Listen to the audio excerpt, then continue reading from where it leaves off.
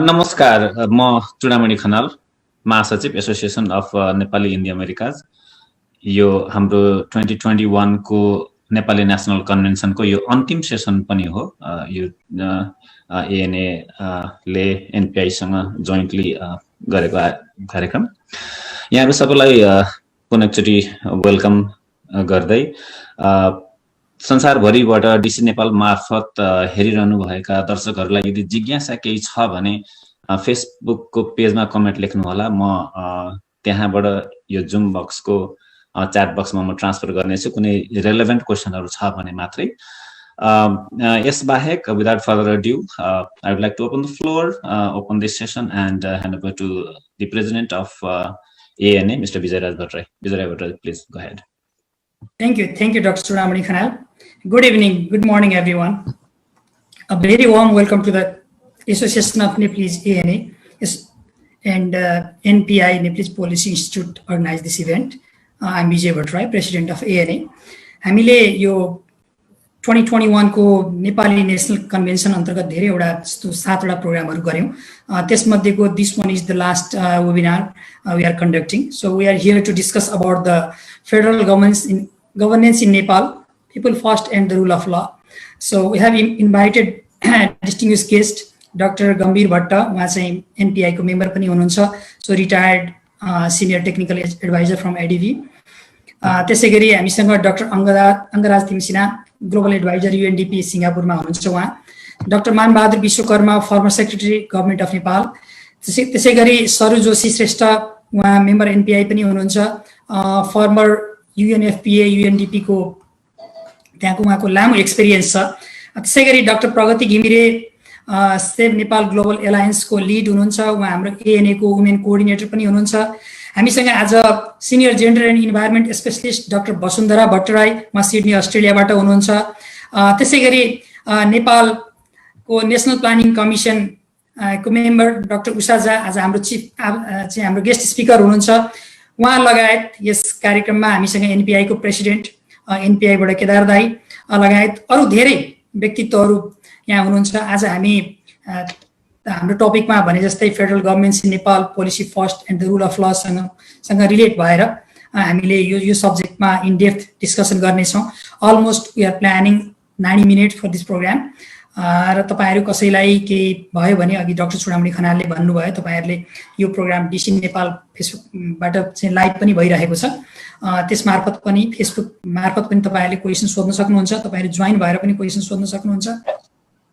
म यहाँहरु सबैलाई, हाम्रो सम्पूर्ण गेस्टहरुलाई, त्यसैगरी हामीलाई संसारबाट हेरिराख्नु भएका सम्पूर्ण दर्शकहरुलाई यो कार्यक्रममा वार्म वेलकम गर्दै यो प्रोग्रामलाई यसको बारेमा अलिकति प्रकाश पार्दिन हुन म केदार नेउपाने दाइलाई रिक्वेस्ट गर्छु। केदार नेउपाने। धन्यवाद विजय जी, अनि I welcome also everybody. I think this is a unique opportunity for Nepalis to come and discuss in a forum which is known as Nepal Policy Forum. This Nepal Policy Forum is conceptualized between the Nepal Policy Institute and Association of Nepalis in North America last year.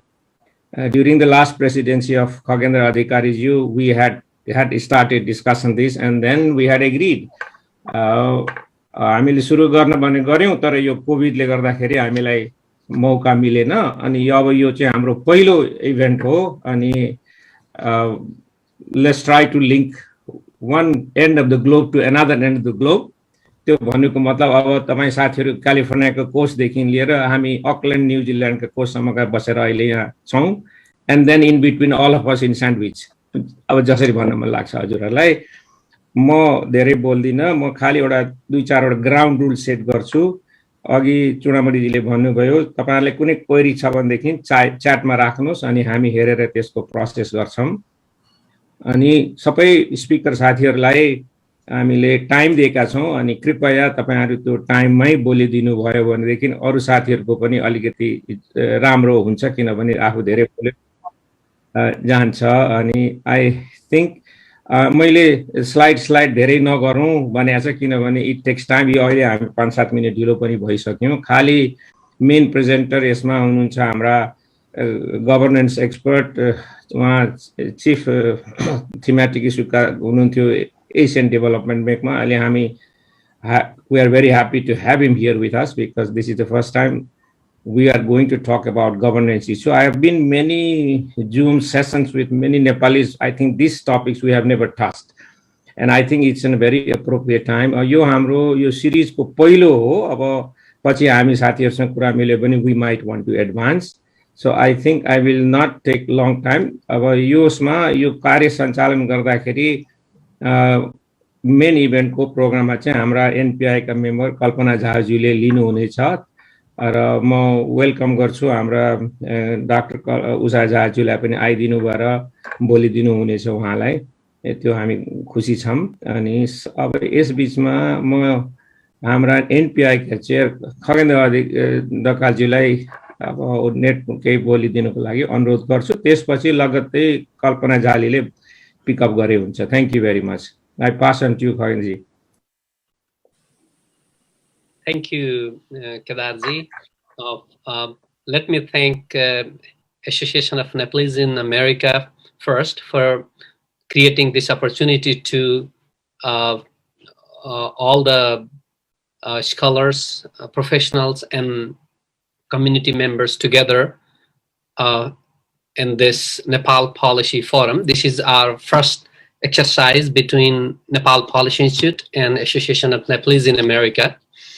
And like Kedarji said, the objective of this event is to create a synergy between policy-focused entity like NPI and the community organization like ANA, and bring all the Nepalese professionals all around the world come together and discuss about the topics that is burning issue in Nepal. So, like Kedarji said, governance is one of the very important topics because everything is governance because we are governed by the public policies. So,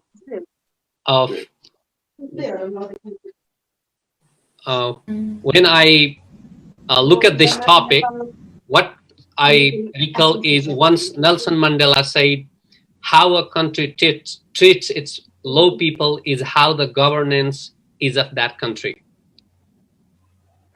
So grassroots का people लाई त्यो देशले कसरी हेरिराखेको छ भन्ने कुराले त्यो देशको गभर्नेन्स कस्तो हुन्छ भनेर बुझिन्छ भनेर उहाँले भन्नुभएको थियो कोही समयमा र अहिले आजको हाम्रो यो प्लेनरीमा हामीसँग ह्युज एक्सपिरियन्स भएका स्पिकरहरू प्यानलिस्टहरू हुनुहुन्छ म गभर्नेन्सको एक्सपर्ट होइन तर गभर्नेन्सले हामीलाई गभर्नेन्सका गुड गभर्नेन्स ब्याड गभर्नेन्सका इन्डिकेटर सिम्पटम्स के हुन् भन्नलाई हामी सबै गभर्नेन्सका एक्सपर्ट पनि भइराख्नु पर्दैन होला त्यसमा म एउटा दुईटा स्टोरीजहरू अहिले यो एनेक्डोट्सहरू के छन् त बाहिर नेपाली समाजमा म एउटा दुईटा यहाँलाई निवेदन गर्न चाहन्छु हिजो मात्रै एकजना दलित समुदायको रूपा सुनार जर्नलिस्टले सुप्रिम कोर्टमा हाम्रो शिक्षा मन्त्रीको अगेन्स्टमा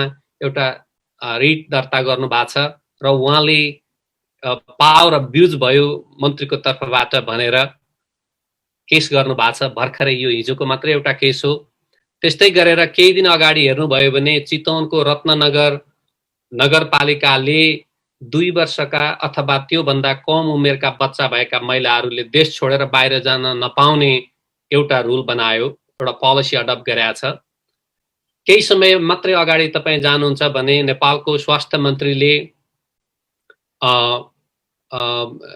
यो कोभिड भ्याक्सिनको खरिद प्रक्रियामा एजेन्टका कारणले हामीले मिलियन्स खोपहरू भ्याक्सिन चाहिँ पर्चेजिङ प्रक्रियामा डिले भएको छ जुन चाहिँ उहाँले मेमा एडमिट गर्नु भएको थियो अहिलेसम्म पनि त्यो पर्चेजिङ प्रक्रिया चाहिँ अगाडि बढ्न सकेको छैन त्यस्तै गरेर चौथो घटना यो फेब्रुअरीतिरको होला यही वर्षको 40 वर्ष मुनिका महिलाहरूले बाहिर जानु पर्यो भने फ्यामिलीको र वार्ड अफिसको अनुमति लिनुपर्छ भनेर एउटा नयाँ पोलिसी ल्याउने प्रयास गरेको थियो सरकारले। त्यस्तै गरेर भर्खरै मात्रै पनि मैले न्युज हेरिराखेको थिएँ आज बिहान, एकजना रिक्सा चालकले मेरो चाहिँ यो अहिलेको सेकेन्ड वेभ कोभिड आइराखेको बेला म चाहिँ दिनमा एउटा राइड पनि पाउन मलाई गाह्रो छ र कसैले फ्री फुड बाँडेको कतैतिर म इन्काउन्टर भयो भने त्यसैका आधारमा मेरो जीवन गुजारा भइराखेको छ भनेर एउटा न्युज फिचर मैले नेपाली टाइम्समा भर्खरै पढाएको थिएँ। त्यस्तै गरेर मलाई अर्को पनि यहाँ सम्झना आउँछ, केही समय अगाडि नेपाल जब कोभिडले हिट गर्यो त्यतिखेर मान्छे विदेशमा बस्ने इन्डियामा बेसिकल्ली भएका नेपाली नागरिकहरू आफ्नै देशमा प्रवेश गर्नलाई हाम्रो बोर्डरमा क्वारेन्टिनको व्यवस्था अथवा अन्य प्रोभिजनहरू सरकारले मिलाउन नसक्दा महाकाली नदीमै पसेर पौडँदै नदी तरेका धेरै कथाहरू हामीले पढ्यौँ। यी 5-6वटा मैले स्टोरिजहरू यहाँ अहिले सेयर गर्नुको अर्थ चाहिँ यो हाम्रो गभर्नेन्सका ब्याड गभर्नेन्सका सिम्पटम हुन् कि जस्तो मलाई लाग्छ। र तर यी त सिम्पटम मात्रै हुन्, तर यसका रुट कजहरू के छन् त? र कुनै पनि फेडरलिजम आफैमा फर्ममा इट्स अ ब्युटिफुल थिङ, तर सारमा how the people are treated, how the people of that countries are served, how the resources are distributed and how the power is used, these are the key issues. तर यो सबै कुरालाई सन्तुलन मिलाउन हामीले certain policy framework नभएसम्म हामी त्यो अचिभ गर्न सक्दैनौँ होला। ती सोल्युसनहरू म यहाँ अफर गर्न चाहन्न पनि र म सक्दिनँ पनि, मेरो एक्सपर्टिज त्यो होइन। त्यसले गर्दा आजका विद्वान स्पिकर प्यानलिस्टहरूलाई म यो फोरम यहीँ छोड्छु र उहाँहरूले यो विषयहरूलाई चाहिँ अगाडि यो एउटा अनियन पिलिङ गरे जस्तै हो, लेयर लेयरमा चाहिँ यो ब्रोड टपिक हो, तर उहाँहरूले आज केही आइडियाहरू अगाडि ल्याइदिनु भयो भने एनपिआई जस्ता पोलिसीमा काम गर्ने संस्थाहरूले ती आइडियाहरूलाई पिकअप गरेर रिसर्चका लागि र अन्य पोलिसी डिबेटका लागि बनाउनेछ भन्ने म आशा गर्दै म यहाँहरूलाई यो फोरम अगाडि बढाउन म हाम्रो मोडरेटर कल्पना झाजीलाई रिक्वेस्ट गर्छु। धन्यवाद।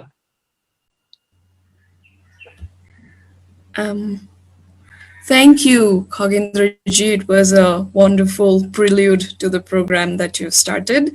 And before I say anything, I'd like to request everyone to please mute yourselves and also, if possible, not open your camera because that would create a little bit of problem while our panelists are speaking. Also, the panelists, until I invite you upon to speak, until then, please mute yourselves because you might sometimes be unaware of the noises that are being around you, which creates problems for people who are talking. So thank you. And with that, and without wasting any more time any further, I'd like to introduce our principal speaker today, Dr. Gambhir Bhatta.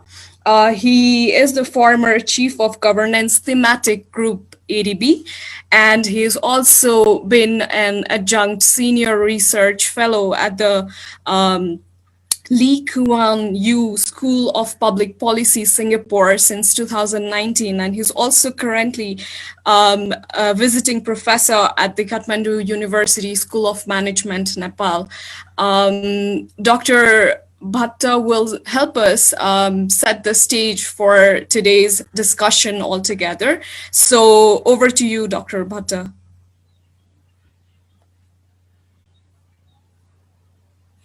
Thank you very much, Kalpana. Let me see if I can share my screen over here. That shouldn't be a problem, I hope.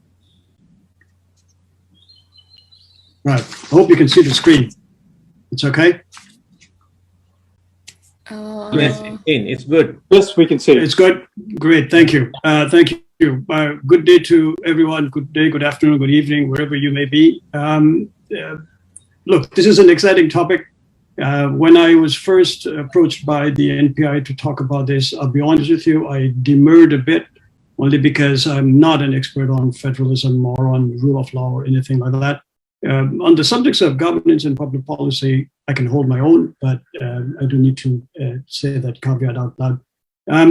But what I did want to do was to give a bigger picture of what's happening with respect to federal governance, federalism in Nepal. and probably bring in some constructs from governance and public policy, which, in my opinion, have been more or less central to how the federalization issue in Nepal has been looked at. And I hope that this will allow us to actually frame the conversation along a certain line that allows us to think about things related, for example, to institutions and to credible commitment and those kinds of things. I do borrow a lot from existing literature and from a lot of stuff that's written on this issue by experts in Nepal and outside. In particular, there's a seminal report that came out in 2019, I think it was, that was done by the World Bank and UNDP, and of course, sponsored by the government of Nepal, which looked at the capacity needs assessment of the country on federalization. And I thought that was a really good report because it's actually extremely detailed. If you haven't had a chance to look at it, it might not be a bad idea to do so. And I also based the presentation largely on my own experiences when I was with the ADB. As Kalpanaji has mentioned, I used to be the head of the governance group. We did a fair bit of work in South Asia and in other parts of Asia Pacific. I'm currently doing some work with UNDP in Nepal on the country context of governance. And with two other colleagues, we're working on a book on fiscal federalism in Nepal, which we hope will bring in a lot more of the issues that I talk about under what we call the fourth F of federalism.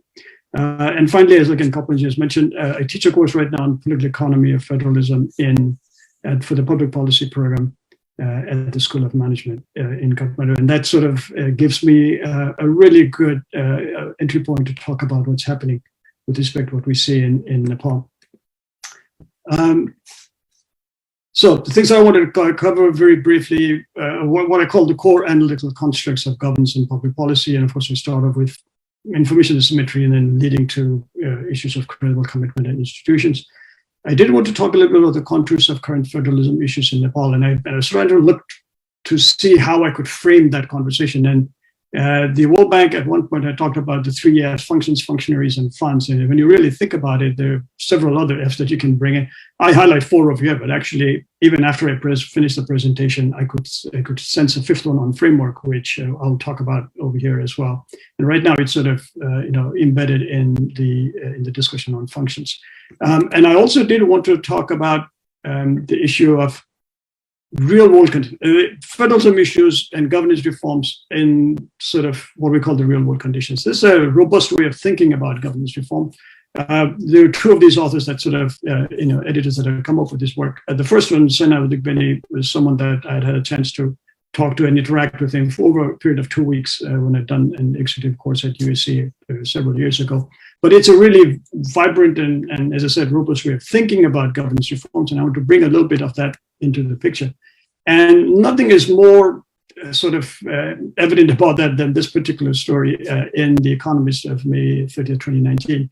It's taking a look at the issues in Brazil. And this one paragraph in that particular news item was very telling, because in here I could see 6 specific terms and phrases that reflect issues of governance, not just in Brazil. This, for all practical purposes, this could apply to Nepal, to Bangladesh, to Lord knows any other country out there.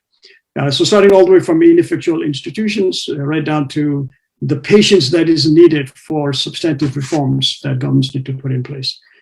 These are issues that I want to touch upon during this particular presentation over here. Now, there is no doubt that institutions and strong institutions that have always been at the center of good governance and sustainable development. I mean, this is something that has been debated and discussed. And if you look way back in 2003 at the World Development Report that talked about this notion of strengthening the foundations of better institutions, why they are relevant, why they are important, and what actually do they do with respect to enhancing development. And several years after that, the ADB had commissioned a study, several noted individuals around the world. They call it the Asian century, and really thinking about vibrant economies in the region that are going to sort of more or less dominate the economy in the year 2050. In there was a particular chapter that was written by someone by the name of Shigeo Katsu, who was a former vice president of the World Bank, who is now heading the Nazarbayev University in Kazakhstan. And one of his main conclusions there was about the challenges that Asia faces in reaching this Asian century, and that was largely around transforming governance and institutions. It's something that I've had a chance to talk to him about a few times when I'd met him. I've been to to Kazakhstan. We sort of made presentations to the government of Kazakhstan on this issue of governance and institutions. And the argument is really very simple. Look, you could have the swankiest airports, you could have the best roads in the system, you could have excellent physical infrastructures. If you do not have institutions to manage them well, all of it is moot. And so this is something that I think has been realized to a great extent by the governments of countries around the world. But it goes to the heart of what we talk about with respect to this notion of federalization in Nepal. And of course, when we talk about institutions, we're talking about not just those that are organizations, but what we call the rules of the game, the way in which things get done. So you can look at the formal and informal institutions and organizations. But what I also want to focus on over here is about what I call the rules of the game. And to give you an example of what a rule of the game is, if you take a look at money flowing from the Ministry of Finance to a government agency, there are very specific rules about how the money should be spent and what should be done. For example, it might be said that the agency cannot spend more than 40% of its total allocation in the last quarter of the fiscal year, for example, or that the funds cannot be fungible across budget headings. So these are things that are specified by way of how things get done. And the literature is very rich in this particular area of what they mean for purposes of the institution of doing things. And that's I look at institution from that angle as well when you talk about institutions in this particular presentation. Back in 2019, I'd done some work on this issue of public sector management in developing Asia, largely taking a look at the data set. Sorry to interrupt you, but yes. I'm getting requests to ask you to go a bit slower so that people can understand. So not a problem at all. I was just under the impression that you would have seen the slides before, but of course that would not be the right assumption. So sorry about that. अलिकति mix गर्ने भनेर request आछ च्याटमा. Sorry, I didn't hear that. What was that? Like Nepali and English, a little mix. So thank you. That was the comment request. Yeah. Okay. If possible. Yeah, if possible. Thank you, because I've sort of been very familiar with it. But never mind. I'll be happy to do that. So anyway, the work that I'd done back in 2019, which had looked at the data set that came from the country performance assessment of the various countries that ADB has a soft loan window to. We sort of come up with this issue of incomplete information leading to information asymmetry, and then what does that mean for how institutions function? So when you really look at it, the standard assumption of complete information, of perfect competition that classical economics makes is not relevant at all. I mean, it's in real life that doesn't happen, which is why we talk about this notion of incomplete information and information asymmetry. As you may or may not know, Joseph Stiglitz was actually, he won the Nobel Prize in economics, largely talking about this notion of incomplete information. And this is manifest in different ways in societies and economies. You can see incrementalism muddling through. These are concepts that come from public policy, which are a function of the imbalance in the information.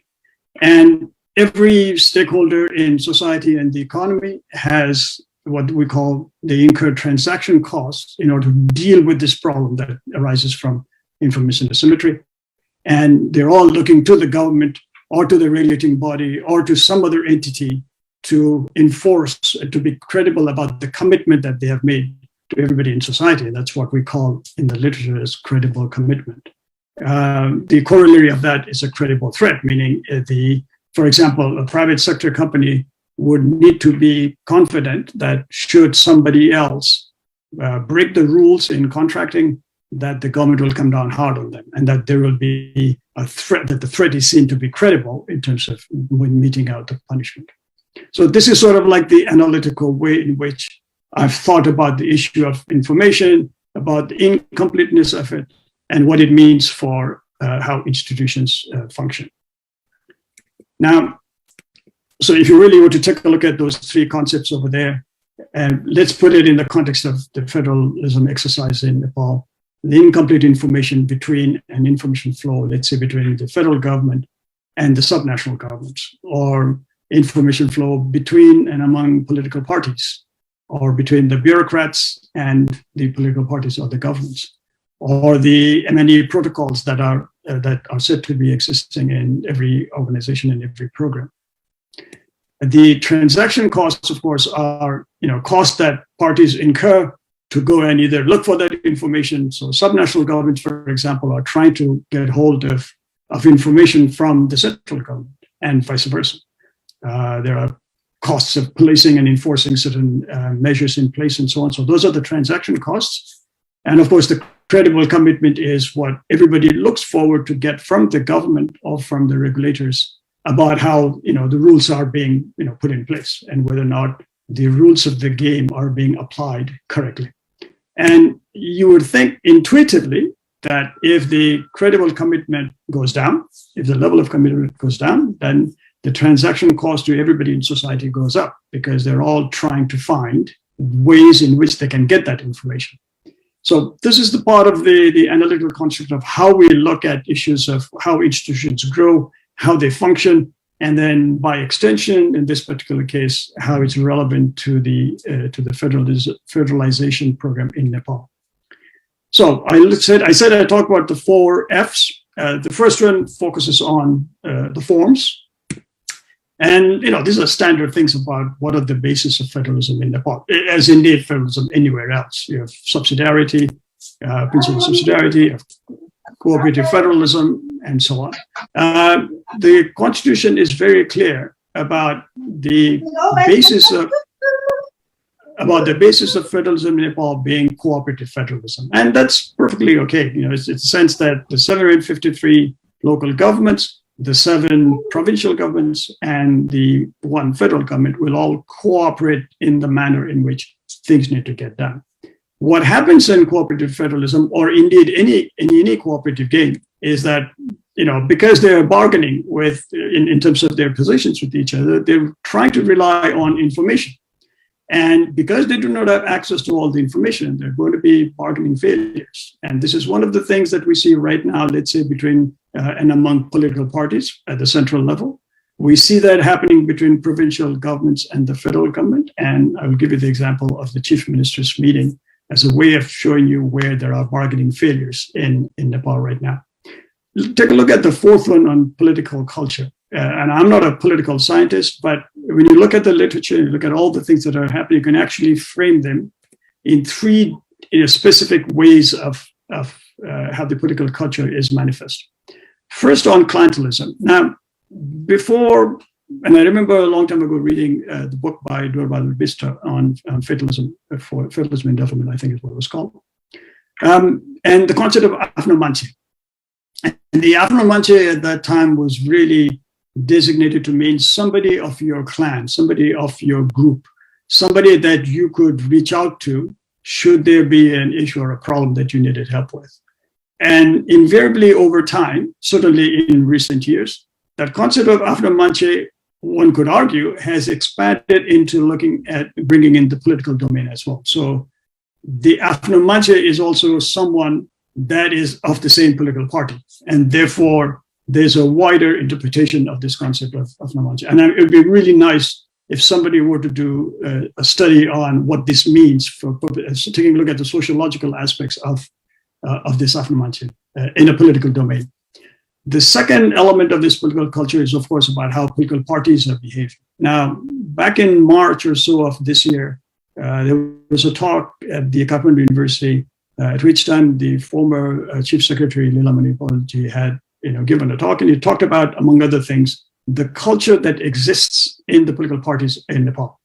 And we really need to take a look at how the parties function internally, how their leadership roles are determined, how do they discipline their members, how democratic are they in their internal processes, do they make their campaign contributions public knowledge?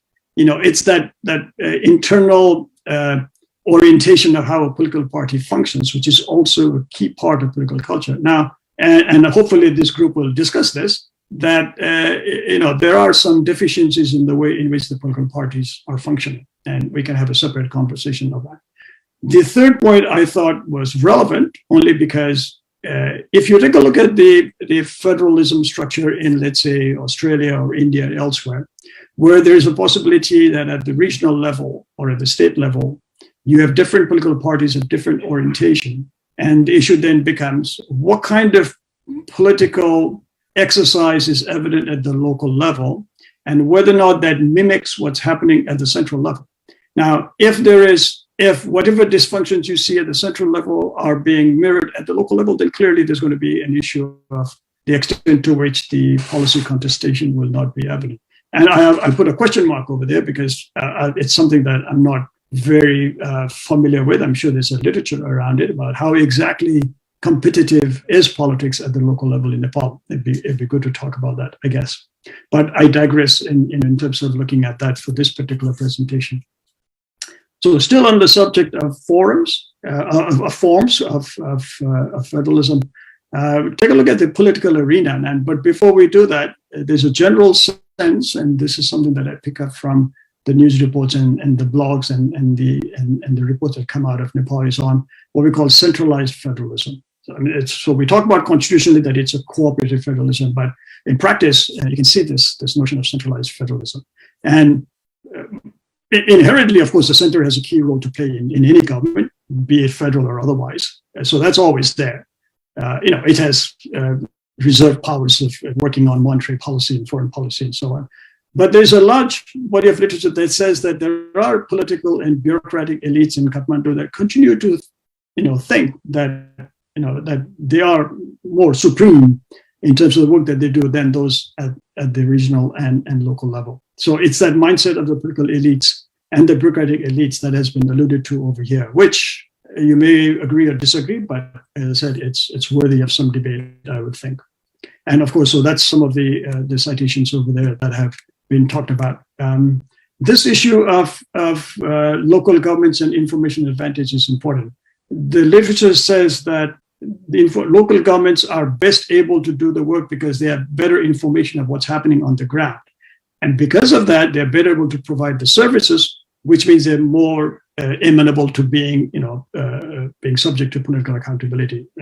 Again, you may agree or disagree, but the literature is rich on that particular subject. So it's surprising that in a system like federalism, where we talk about what's happening in Nepal, that the local governments and provincial governments still are of the view that there is a lot of power that's still being retained by the center. The first political arena I sort of want to basically allude to was the interprovincial council, something that the constitution allows for. Everybody agrees that it's not functioning the way it is supposed to. One of the examples there was about the recent decision by the central government to appoint chief district officers in the various districts, reporting directly to the center. And of course, the provincial governments weren't very happy. I took a look at this picture over here, and I was actually extremely surprised to see not a single woman at the front rows of this particular meeting over here. But again, that's a different issue that we can, of course, talk about again as well. The second political arena at which time where these issues have been discussed is the so-called Chief Ministers Conference. Since the first one that was held in 2018, the second one that was held in 2019, and then in 2020, the discussion has all along been about how the subnational governments are still not able to fully trust that the federal government is indeed doing what it needs to do in order to devolve power, in order to give effect to the provisions of the Constitution. This is something that is very interesting to observe. And one of the things that will come out of the current ongoing political scenario in Nepal is the extent to which you will be able to see those in government at the central level using the Chief Ministers Conference as a forum to be able to talk about these issues. Like in Australia, until recently when they changed it, the COAG, the Council of Australian Governments, we have very meaningful conversations about what is it that are the issues of the day. How do, for example, state governments share water rights? Those kinds of issues, very weighty issues that you would think governments would indeed need to talk about. The general sense is that this has not been happening. But then, mind you, this is just 2 to 3 years right now, right? This, it's still early days, but these are some of the things that are coming out in the discussions. The third entity, it's not a political arena per se. I put it under political arena only because I think there's a lot that's riding over here. And I take the exact vernacular way of looking at what the NNRFC is supposed to do, because I wanted to sort of not dilute whatever it is trying to say. And I hope everybody over here would be able to read this and take it for what it is. But you'd be interested to see about the broad canvas in which the NNRFC does its work. Okay, everything on expenditures, revenues, intergovernmental fiscal transfers, internal loans, natural resources. That's a substantial set of mandates that the NNRFC has. It's interesting that of all of them, the only one on intergovernmental fiscal transfers is where it actually has a deterministic role, where it actually sets the tone, sets the basis of the structure and the rules of how the transfers take place. For everything else, highlighted in blue, it either just recommends or it provides suggestions. But clearly the more important work of the Fiscal Commission is on intergovernmental fiscal transfers.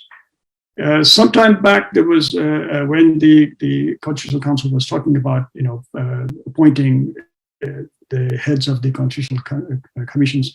There was this blog that was prepared by George Burgess and some other colleague. And George, as you know, was with the Asia Foundation, and it highlighted the fact that the quality of data and evidence-based decision-making was going to be central to the success of the NNRFC. And all of that is information.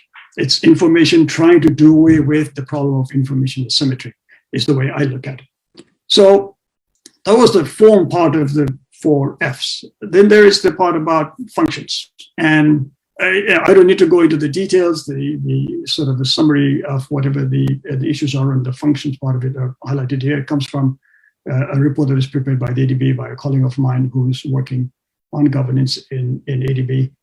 And her argument all along was that there are large gaps in the way in which the functions are being carried out by either they're being hindered or they don't have enough capacity to be able to do that. And one of them is about, if you take a look at number 2, on inadequate legislation. That's where the framework comes in, because as you may know, in a federal system, all powers that are reserved for a particular form of government, that's not a problem. They can come up with their own laws and their own regulations and legislative arrangements. But for all those powers that are concurrent, the federal government has to set the framework legislation. And there are a lot of these framework legislative items that have not been taken into account right now.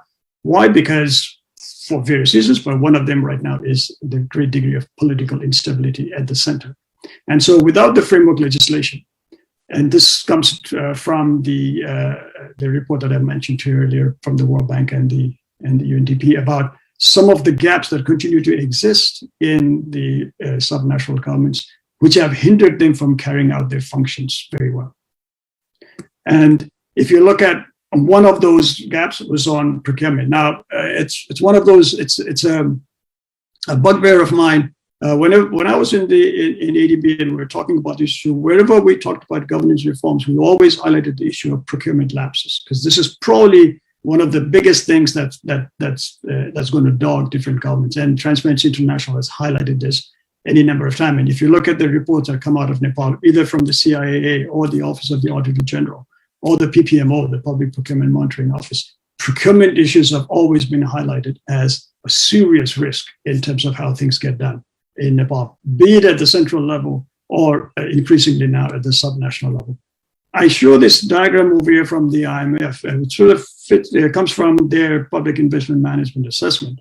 But basically what it's saying is that the ex-ante specification of what governments had said they would do with respect to, in this case, 15 such domains, and what they actually were able to do, procurement has the widest gap. If we take a look at number 11, between the gap between the blue line, which is what is what they had said they would be able to do in that particular domain, and the red line, which is what actually was evident at the end of the year.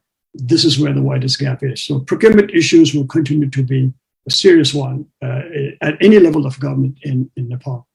And again, the report by the World Bank and UNDP talk about this notion of asset management and the fact that because they haven't really focused on operations and maintenance issues a lot, you might have a really good, worthwhile new project, but if it is not managed clearly and if the capital replacement is not being thought about very seriously and there's no routine maintenance being done, at the end of the road, you're going to be paying more for it than otherwise. And the work by Rosenberg and Faye from the World Bank in terms of on the infrastructure side of things lays it out very clearly about the costs that governments will incur for not managing their assets properly. And still on the issue of functions, we're talking about what I call the type 1 risk of capacity constraints. Type 1 risks are those risks that where there's a high likelihood of the risk occurring and where there's a high level of impact that will be evident as a result of the risk. And human resource constraints as one of those. Take a look at this particular figure where, again, this is from 2018/2019, and clearly the numbers will be different now, but the general issue there really remains is, even Province 4, which has the fewest, the lowest level of vacancy, in the country, it still has about a third of the less than a third, more than a quarter of its posts have been vacant. And so clearly you can say it's not going to be really easy for these governments to be able to do the functions that they've been given. And right now, you may or may not know about this civil service adjustment exercise that's supposed to take place at the central level, because before federalism, all of these people were sort of working for the central government. And now there's a reluctance of these people to be able to go to the provinces, to go to the local areas. And unless that adjustment takes place, and my sort of research shows it's about 15% of civil service staff that have been adjusted, but I could be wrong. I stand corrected on that one. But clearly, the amount of the number of people that are needed to get things done at the local level is substantial, and the capacity gaps are huge in that particular domain. And what has happened is, even though there are provincial public service commissions in each province, they're not able to do their work very well because there is no framework legislation. There's no Civil Service Act right now, and that has constrained the work that they do. And finally, I talk about capacity building under functionaries because this goes to the heart of how how qualified the people are in order to do the work that they're supposed to do.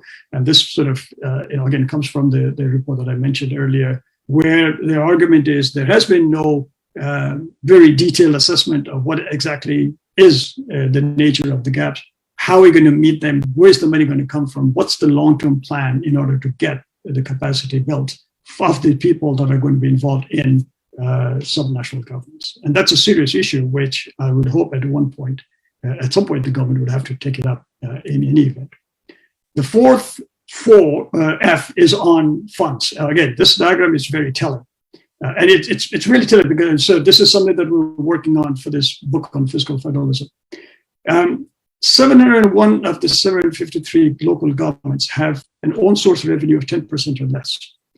That means 90% of their funds come from either the central government or some other sources. Could be internal borrowing, although I don't think any of the local governments are borrowing right now. But it's telling that you have only one local government that has about 60% of its own source revenue in order to do the things that it's supposed to do. And this is a very serious issue that I would imagine people would have thought about when they started saying, here's how the fiscal federalism issues are going to work out in Nepal. And the IMF has done some study on this one, as indeed the others would. But anytime you have such a degree of reliance on central government resources for the local governments, you run the risk of fiscal sustainability. And this particular graph shows you where Nepal, on the way right-hand side, is in a very serious position where there's a high degree of vertical fiscal imbalance. A vertical fiscal imbalance, as you see, is really the share of the subnational funding that's of their own resources, that for which they don't have to rely on the central government. The lower the level of own source revenue, the higher the risk that there is of fiscal sustainability. And this was discussed even back in 2002 about what it means then if you have high level of vertical fiscal imbalance, as exists right now in Nepal, and you have a high or a low level of subnational borrowing autonomy. Now, as you saw in the previous slide, they talked about how the NNRFC has said 12% of total allocation of resources is what local governments can borrow. I would think that's a substantial amount, to be honest. So if you have a high level of VFI, so you're moving on to the right-hand side, and you have a high level of borrowing autonomy, if you consider 12% to be high, then you have a problem of bailout expectations, which is the classic case of the moral hazard problem that central governments face. Or even if you consider 12% of internal borrowing levels to be low level, you're still having subordination because there's a case where these local governments are still subordinate to the central government, in which case the whole argument for a federal structure is put into question then. So these are some of the things that are potentially of risk that we need to be thinking about when we talk about the federalization exercise in Nepal. And clearly, the local governments and the provincial governments are not, not at fault with how they manage the resources as well. Okay, there's any number of these, reports and blogs that are coming out about the degree of risks that exist and the degree of mismanagement of resources at the local level. This final point on the higher degree of intimacy is interesting because the argument that some make in the literature is that even though local governments have informational advantage, it's much harder to actually get things done over there because there's a lot of potential for local capture because there's so much intimacy and interaction among people over there. It's something that I've seen, that I was talked about with respect to, I used to do a fair bit of work in Bhutan as well, and the anti-corruption chairperson there, Ms. Nathan Zambo, used to talk about it. She used to say about how hard it was to manage corruption in Bhutan because it's a small country. Almost everybody seemed to know everybody else in Thimphu, and she said this was a very hard thing for them to do. Right, finally, I want to talk about this notion of institution building and what I call the fallacy of best practice, because as I was doing the research for not just the course that I was teaching, but the book and everything that I'm writing, there's a large section of the literature that says, oh, we should look at what the best practices are in this particular area and not. And I think that's a wrong way of thinking about it. And I'll talk about what and talk about why that's the case. But generally, the assumption is that to build strong institutions, you need to think about it in an incremental manner, because that's how institutions begin to really reform themselves.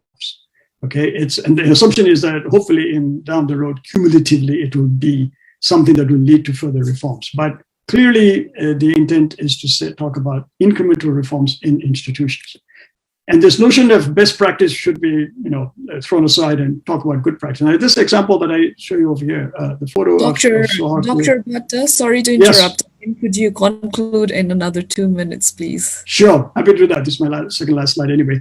It was Indonesia that actually was taking on, support from the IMF. The IMF came in over there, this was during the Asian financial crisis, came up with their best practice ways of managing financial crisis. I think they've taken something from what they've done back in Mexico and elsewhere. And clearly, we all know how that ended for Indonesia. Whereas on the other side, you had Malaysia that sort of initiated its own capital control measures. And you would argue that Malaysia came out a little bit better off in terms of how they managed the crisis than what Indonesia did. So the question was good practice with best fit. And finally, the debate then is between really good governance and good enough governance, meaning there are concepts of good governance that we all talk about, but in reality, that's not how it normally happens. Countries have constraints of capacity. They do not actually begin to develop and reform the way you would think they would. You'd have to be very mindful of being realistic about this. And Mary Grinder, who was at the Kennedy School, had done some work in this to say, don't talk about good governance, talk about good enough governance. And this is one of those things that I've personally been a part of because when I was in ADB, my first loan that I did was with the government of Bangladesh at that time, and Mr. Chaudhary was the anti-corruption chairperson. And this is exactly what he had said. We shouldn't be thinking about Bangladesh being able to be number 3. We should just talk about some incremental reforms. And here's the data to show it. From 2001 to 2005, Bangladesh was dead last in the Corruption Perception Index ranking. Dead last, 158 out of 158 countries, and all the way through. This was during the time of Khalida Zia, of course. And so his argument was, let's do it, incrementally. And now by 2020, it's about 146 out of 180, which is still not good, but at least they're not dead last. And the argument there was, look at these reforms in an incremental manner, not, in terms of a holistic, very ambitious reforms. So the main message that I have here is institution building, important. It's an incremental process. Happy to discuss, the implications of that. It first takes time to build. It does require information flow and political commitment, and we call that the necessary and sufficient conditions in order to be able to actually talk about governance reforms being done. And hopefully this will frame the conversation right when we take a look at federalism and rule of law and people first issues and so on. So let me stop over there. Thank you very much for listening to me.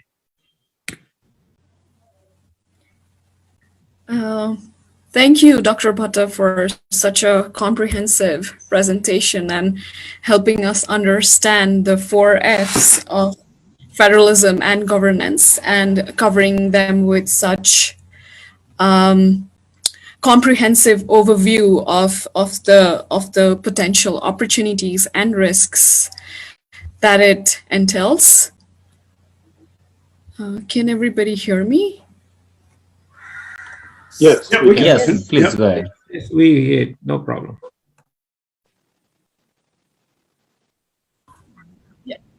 Okay, so and before I move on to our next speaker, I would like to request our listeners to firstly send your questions in the chat box, because we might not have the time to attend all your individual questions later. And the other thing is, let's be a bit more patient and tolerant with our panelists. Limitations mean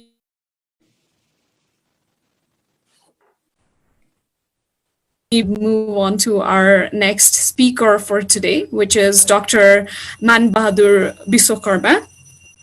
Dr. Biswakarma is a former secretary of the government of Nepal. He led the Constitutional Dialogue Center UNDP during the Constituent Assembly 1. In 2010, he rejoined the government bureaucracy as a joint secretary and served as the Director General of Labor Department.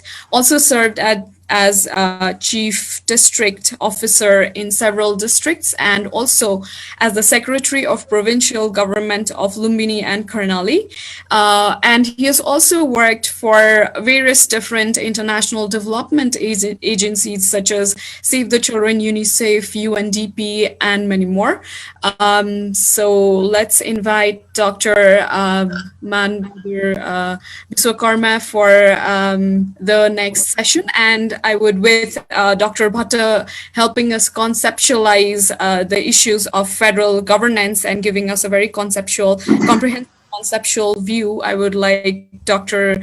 Biswakarma, with his extensive work in the government, to give us a more contextualized view of the federal governance in Nepal. Thank you. Over to you, Dr. Bika. Okay, thank you. Thank you, Gimeriji. And good morning to all. And special thanks to NPI for having me in this very permanent issue. खगेन्द्रजीले चाहिँ सुरुमै हाम्रो गभर्नेन्सको के छ भन्ने कुरा, केही इस्युहरू, अहिलेका समसामयिक इस्युहरूलाई उदाहरण दिँदै चाहिँ डिस्कसनलाई जुन डोर्याउनु भएको छ, मलाई लाग्छ त्यो नै गुड गभर्नेन्सको र अहिलेको हाम्रो चाहिँ फेडरल सिस्टमको एउटा महत्त्वपूर्ण विषय हो भन्ने लाग्दछ। त्यसैगरी गम्भीर Bhatt has analyzed with 4 P's including the global perspective. I know उहाँको चाहिँ एकदमै डिटेल र अन्तर्राष्ट्रिय उसको छ। अब मैले चाहिँ यो people first and the rule of ल को सन्दर्भमा म अघि हाम्रो घिमिरेजीले भन्नुभयो जस्तो 3-4 वटा ठाउँमा म सुरुदेखि एउटा कन्स्टिट्युसन डायलग सेन्टरमा बसेर कन्स्टिट्युसन बिल्डिङ प्रोसेसमा पनि इन्गेज भएको थिएँ। यो सुरु प्रोभिन्सियल गभर्नमेन्ट सुरु हुँदादेखि नै म विभिन्न प्रोभिन्समा चाहिँ बसेर काम गर्ने मौका भयो। त्यसको आधारमा मैले मेरा केही पर्सेप्सनहरू को बारेमा चाहिँ यहाँहरूसँग प्रस्तुत गर्नेछु।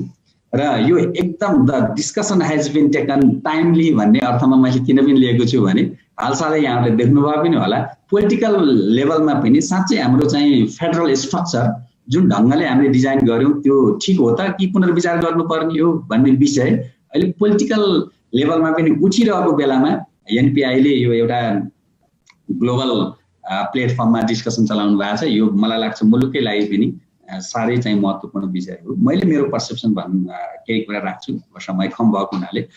अब हामीले चाहिँ हाम्रो यो गभर्नेन्स सिस्टम जुन फेडरल स्ट्रक्चरमा हामीले सुरु लगियो, यो लग्नुको पछाडिको पृष्ठभूमि चाहिँ एकदमै ख्याल गर्नुपर्छ भन्ने चाहिँ लाग्दछ। जुन पृष्ठभूमिबाट यी विषयहरू उठे र जुन पिपल्स एस्पाइरेसनहरू चाहिँ सृजना भए र त्यो पिपल्स एस्पाइरेसनलाई एड्रेस गर्नको लागि हामीले फेडरल स्ट्रक्चर चाहिँ सक्षम छ, यो नै उपयुक्त विधि हो भनेर 20 सेप्टेम्बर 2015 मा आएको कन्स्टिट्युसन एसेम्ब्लीले चाहिँ जेनेरेट गरेको चाहिँ कन्स्टिट्युसनबाट यो भएको। तसर्थ साँच्चैको पिपल्स एस्पाइरेसन के थियो त यो हाम्रो चाहिँ अब गुड गभर्नेन्सको लागि र एक हिसाबले फेडरल स्ट्रक्चर आएपछि भन्ने कुराबाट हामीले जज गर्नुपर्छ भन्ने चाहिँ लाग्दछ। मैले केही पिपल्स एस्पाइरेसनहरू चाहिँ नोट गरेको छु, मैले यहाँसँग सेयर गर्छु।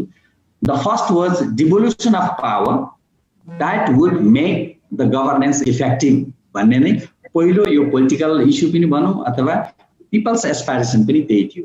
सेन्ट्रलाइज्ड हुँदाखेरि यो चाहिँ पावर चाहिँ केन्द्रमा मात्र रह्यो, जसले गर्दाखेरि गभर्नेन्स इफेक्टिभ भएन र फेडरल स्ट्रक्चरमा गएपछि त्यो हुनेछ भन्ने एउटा थियो। The second was service delivery would be reached at the doorstep of the people भन्ने चाहिँ दोस्रो थियो।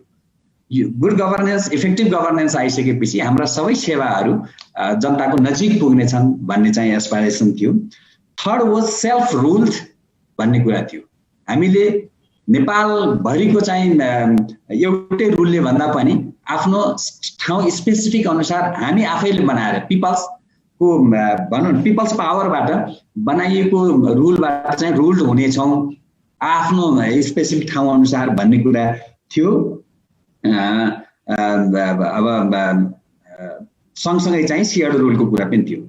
अर्को चाहिँ अझै महत्त्वपूर्ण कुरा जुन विषय लिएर चाहिँ 10 वर्षे आर्म कन्फ्लिक्ट भयो र धेरै चाहिँ मधेस आन्दोलन भयो लगायतका आन्दोलनहरू भयो, त्यो थियो चाहिँ social inclusion and diversity management or pluralistic सोसाइटीलाई चाहिँ कसरी म्यानेजमेन्ट गर्ने भन्ने थियो। र सोशल इन्क्लुजन एन्ड प्लुरालिजमलाई फेडरल स्ट्रक्चरले नै म्यानेज गर्छ भन्ने चाहिँ एस्पाइरेसन थियो, जुन चाहिँ द्वन्द्वकै पनि एउटा चाहिँ विषयवस्तु थियो। अर्को चाहिँ थियो फिस्कल अटोनोमी। अब हाम्रो चाहिँ के थियो भने विकास असन्तुलित भयो। असन्तुलित किन भयो भन्दाखेरि कुनै निश्चित ठाउँमा राजधानीमा केन्द्रित भयो बजेटहरू, त्यसले गर्दाखेरि विकास भयो। तर फिस्कल अटोनोमी भइसकेपछि विकास चाहिँ एउटा भनौँ न इक्विटेबल म्यानरमा हुन्छ भन्ने कुरा चाहिँ त्यो एस्पाइरेसन थियो। अर्को चाहिँ अब सबैभन्दा महत्त्वपूर्ण त 10 year long or decade long armed conflict र आर्म कन्फ्लिक्टबाट इन्ड्युस्ड सो मेनी कन्फ्लिक्ट्सहरूलाई चाहिँ यसले म्यानेज गर्छ, फेडरल स्ट्रक्चरले म्यानेज गर्छ भन्ने कुरा थियो, त्यो एस्पाइरेसन थियो। अनि चाहिँ मोर रेस्पोन्सिभनेस टु सिटिजन्स भन्ने थियो। अब सरकार चाहिँ आफूले चुनेका तल्लो तहमै चाहिँ सरकारहरू हुने भइसकेपछि that would be more responsive to the citizens भन्ने थियो। र अर्को चाहिँ ब्यालेन्स डेभलपमेन्ट भन्ने कुरा त भइ नै हाल्यो, त्यो डेभलपमेन्टलाई चाहिँ ब्यालेन्समा राख्छ। करिब करिब यस्तै अब there may be long list of the aspiration of the people, करिब करिब यी एस्पाइरेसनको आधारमा यसलाई सम्बोधन गर्नलाई फेडरल स्ट्रक्चर आएपछि हुन्छ भनेर अनि हामीले चाहिँ संविधानतः फेडरल स्ट्रक्चर चाहिँ डेभलप गरियो र अहिलेसम्म हामी फङ्सनिङ छौँ। इट इज अलमोस्ट 4 years हैन, रनिङ इन 4 years। अब यसबाट भयो के त भन्ने कुरा म 2-4वटा मात्रै भन्छु। यसले एउटा लोकल गभर्नमेन्टलाई फोर फ्रन्ट सर्भिस डेलिभरीको चाहिँ पोइन्ट बनाएको छ, जसले गर्दा जनताको नजिक चाहिँ पुगेको छ। र मैले चाहिँ नजिकबाट हेर्दाखेरि केही इनोभेटिभ कुराहरू पनि भएको छ लोकल गभर्नमेन्टबाट। फर इक्जाम्पल म पाल्पाको चाहिँ रामपुर र गुल्मीको चाहिँ रेसुङ्गा भन्ने चाहिँ लोकल गभर्नमेन्टले बोर्डिङ लेस आफ्नो टेरिटोरी बनाएको छ। एउटा त्यो नेपाल सरकारले नै धेरै अगाडिदेखि दुई किसिमको यो शिक्षा व्यवस्था हुँदैन भनेर चाहिँ गरिरहेको बेलामा यी दुईटा ठाउँले त्यो चाहिँ इनिसिएसन दिए। बारबर्दिया भन्ने नगरपालिका छ बर्दियामा, उनीहरूले चाहिँ इन्डिजिनियस प्र्याक्टिस जुन थियो त्यहाँ चाहिँ थारू समुदायको एउटा बडघर भन्ने प्रणाली हुन्छ, त्यो बडघर प्रणालीलाई कानुन बनायो, एक्ट बनाएर त्यसलाई चाहिँ एउटा इन्डिजिनियस प्र्याक्टिसलाई इन्स्टिट्युसनलाइज गर्यो, जसले गर्दाखेरि त्यो समुदायको एउटा राम्रो काम हुने गयो। यस्तै गरी विभिन्न उदाहरणहरू छन्। एउटा चाहिँ गोर्खा कि तनहुले चाहिँ हाइड्रो पावरको इन्जिनियरिङ चाहिँ गाउँपालिकाले नै सुरु गर्ने, नगरपालिका हो क्यारे उसले सुरु गर्ने भने यस्ता there are some innovative activities that has been initiated by the local government and some by the provincial government. अब केही चाहिँ हाम्रा डेभलपमेन्टका चाहिँ कामहरू थिए, त्यो ट्रिगर्ड पनि भयो। They initiated those development function which had been disturb for a long time है, त्यसलाई अगाडि लाने कुरा पनि भयो। तर त्यति हुँदै पनि they are the positive aspect, there may be so many positive points we can find out. तर अहिले के छ त त्यो मेरो पर्सेप्सन र इनफ्याक्ट हाम्रो पिपल्स पर्सेप्सन के छ त हाम्रो फेडरल स्ट्रक्चर प्रति भन्ने मैले अब केही पोइन्टहरू भनेर मैले चाहिँ टुङ्ग्याउन दिन्छु। धेरै कुरा हाम्रो भट्ट सरकोमा आएको छ। मेन कुरा त पोलिटिकल कल्चरकै कुरा सरले नै ल्याउनु भयो हैन, पोलिटिकल कल्चर नै हो। अब पोलिटिकल कल्चर चाहिँ भन्दाखेरि कतिपय बेला हामी ओभर पोलिटिसाइजिङ द इस्युज भन्ने पनि भएको छौँ, तर डिपोलिटिसाइजिङ द इस्यु भन्ने पनि भयो। त्यसले गर्दा नै हाम्रो सबैभन्दा धेरै कुराहरू चाहिँ ह्याम्पर भइरहेको छ र अहिले चाहिँ प्रदेश सरकारमा भएको पोलिटिकल गेम भनौँ न,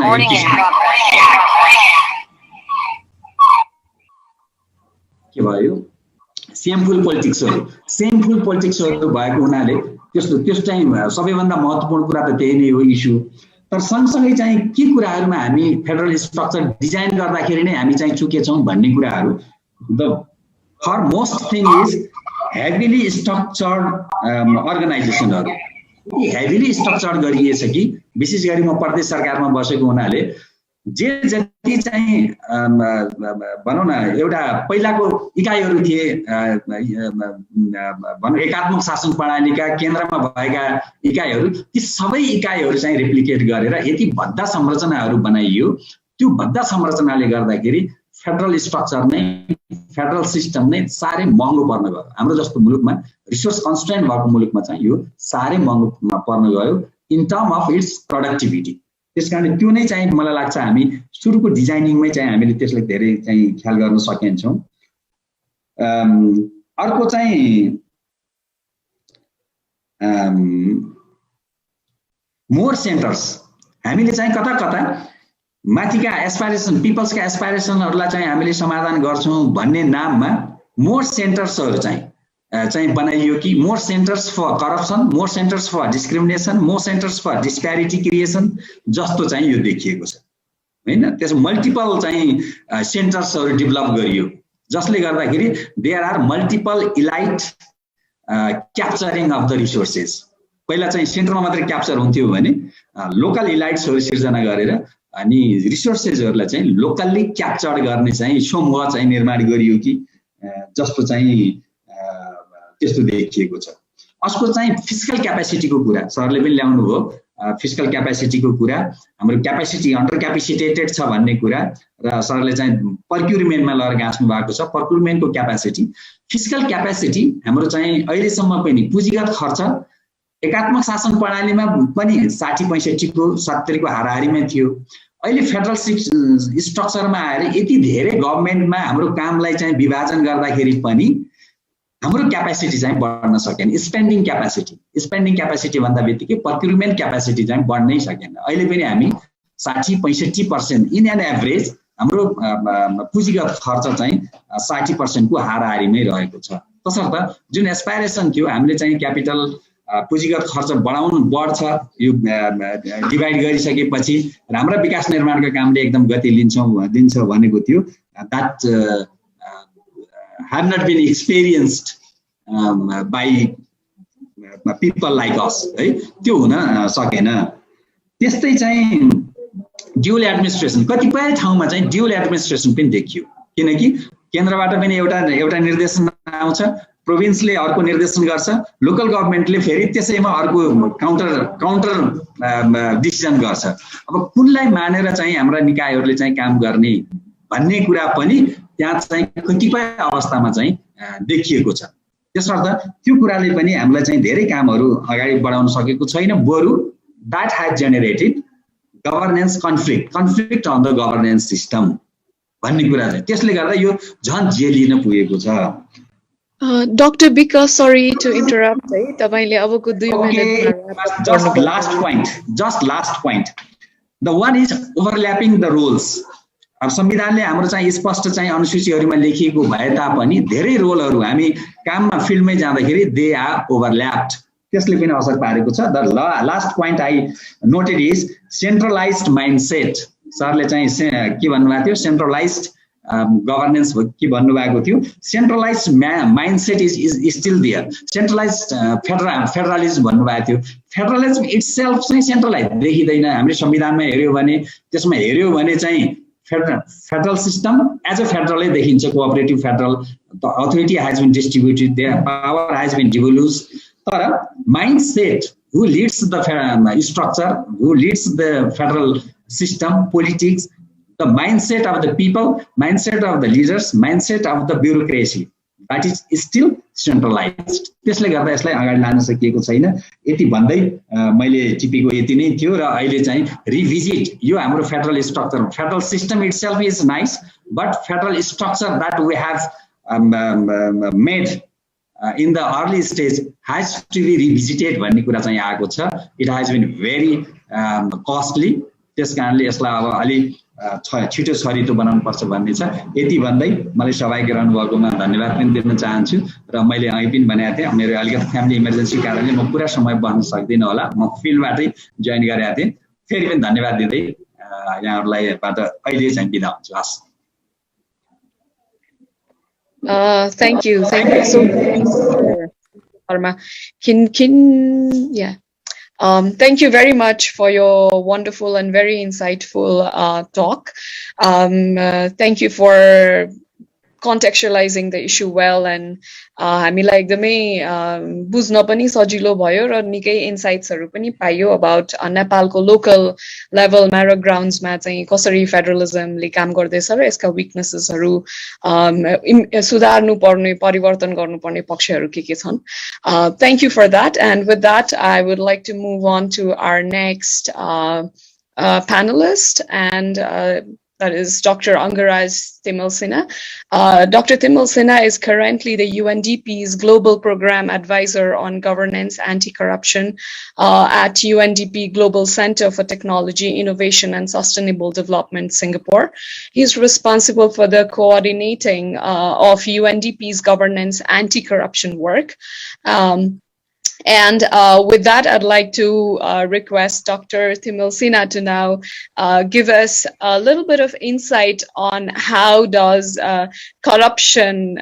We've gotten a fair bit of insight from our previous speakers, but would like to hear from you on further on how does governance, corruption, and the functions of government come together, and what impact does it have on everyday lives of the people or everyday function of the governance itself. Over to you, Dr. Timilsina.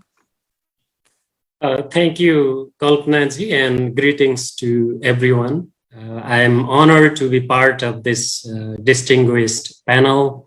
Dr. Bhatta and Dr. Vishwakarma have already covered a wide range of issues. In my brief presentation today, I will try to bring a governance and anti-corruption perspective to the discussion, but the views expressed here are purely on my personal basis. People often ask me a question: has the governance and anti-corruption environment been improved or worsened after the introduction of federalism in Nepal? We could always argue regarding defining and measuring governance and anti-corruption, but there is a near consensus that we need an effective, inclusive, transparent, and responsive governance for public service delivery, whether it be at national or provincial or local levels. On government effectiveness, the World Bank's indicators show that Nepal's score is consistently almost 4 times lower than the world median score, implying very little improvement since 1996. In fact, the government effectiveness score has gone down during the last 3 years. On the other hand, Transparency International's corruption perception indices show that Nepal has improved 6 points since 2012. However, these types of little movement in score doesn't really mean much. Nepal's corruption perception score for 2020 was 33 out of 100, which is below the average world score of 43. Any score below 50 is worrisome because it indicates towards a very high level corruption prevalence in a country. According to TI's global corruption barometer survey of 2020, 58% of people in Nepal think that corruption increased in the previous 12 months. Our own commission for the investigation of abuse of authorities survey, titled Study on Corruption and Good Governance in Nepal, found that municipalities and rural municipalities are the second most corrupt entities after land revenue offices in Nepal. Now the question is, the challenges has been accumulated. Rather than just mentioning about whether governance has been improved or not, because of the embarkment into the federalism, the challenges have been accumulated. Now the question is, what are the major challenges in strengthening governance and anti-corruption, and what can we do about them? As Dr. Bhatta already alluded to too many challenges and some major challenges with 4 Fs. The challenges are not that hard to identify. But the question is how and whether we could effectively address these challenges. We so-called experts often tend to provide technocratic answers to a complex political, economic, and social problem. We tend to jump into technical fixes without a proper political economy analysis. At the technical level, as Dr. Bhatta has suggested, experts can work on bringing more legislations, finding the ways to make the intergovernmental coordination mechanism effective, providing support for capacity building, planning, budgeting and monitoring to the provincial and local levels, increasing supervisory or stewardship related functions and responsibilities of the central government, addressing the issue of vertical and horizontal fiscal deficits, strengthening audit functions at the provincial and local levels, institutionalizing municipality integrity index or performance measures for evidence-based planning, and changing the role of National Planning Commission more to a planning coordination commission and so on. But these are the technical fixes. We know that governance is an evolving process. The institution building takes time and reforms are an incremental process, as Dr. Bhatta alluded earlier. But we cannot separate politics from governance. Every federal system has its own organic rules and practices. In Nepal, as Dr. Vishwakarma mentioned earlier, federalism came into effect almost overnight, together with the new constitution, without any preparation for transition management. This is the main reason why Nepal's federalism process is very vulnerable. The success of federalism, in my opinion, will depend on 2 things. Whether the major political parties will remain committed to the devolution of power during the next decade or so. If the major political parties are not committed, whether the majority of people could defend our federal system or not. Same goes with anti-corruption reforms. Having new institutions, policies, laws, and regulation is a good start, but strong political will and commitment is needed from the leadership to effectively enforce these measures. In Nepal, they have also coined a new word called Dalal Pujibadi to refer to an interlocked corrupt system of politicians, businesses, and government officials with an elite capture over resources and decision-making.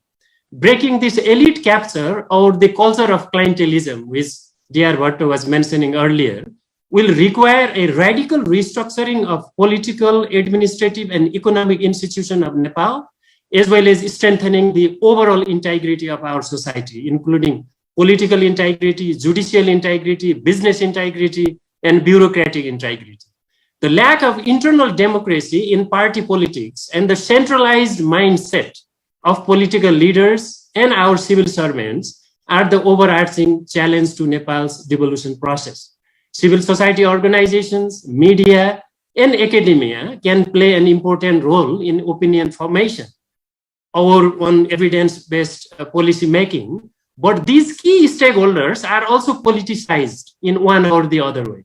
In Nepal, over the years, the culture of corruption has been institutionalized.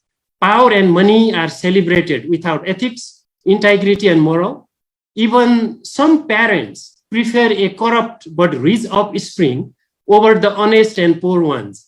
Society doesn't even ask where the money came from overnight to build expensive houses or buy expensive lands or cars. With all these key challenges, I am, however, still optimistic about the future of Nepal. In technology, disruption is a very popular word. with a positive connotation.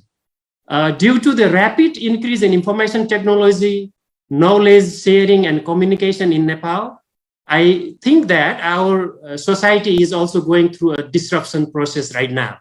I think that a reform-oriented new generation of leadership will eventually emerge in Nepal in next 5 to 10 years. Thank you.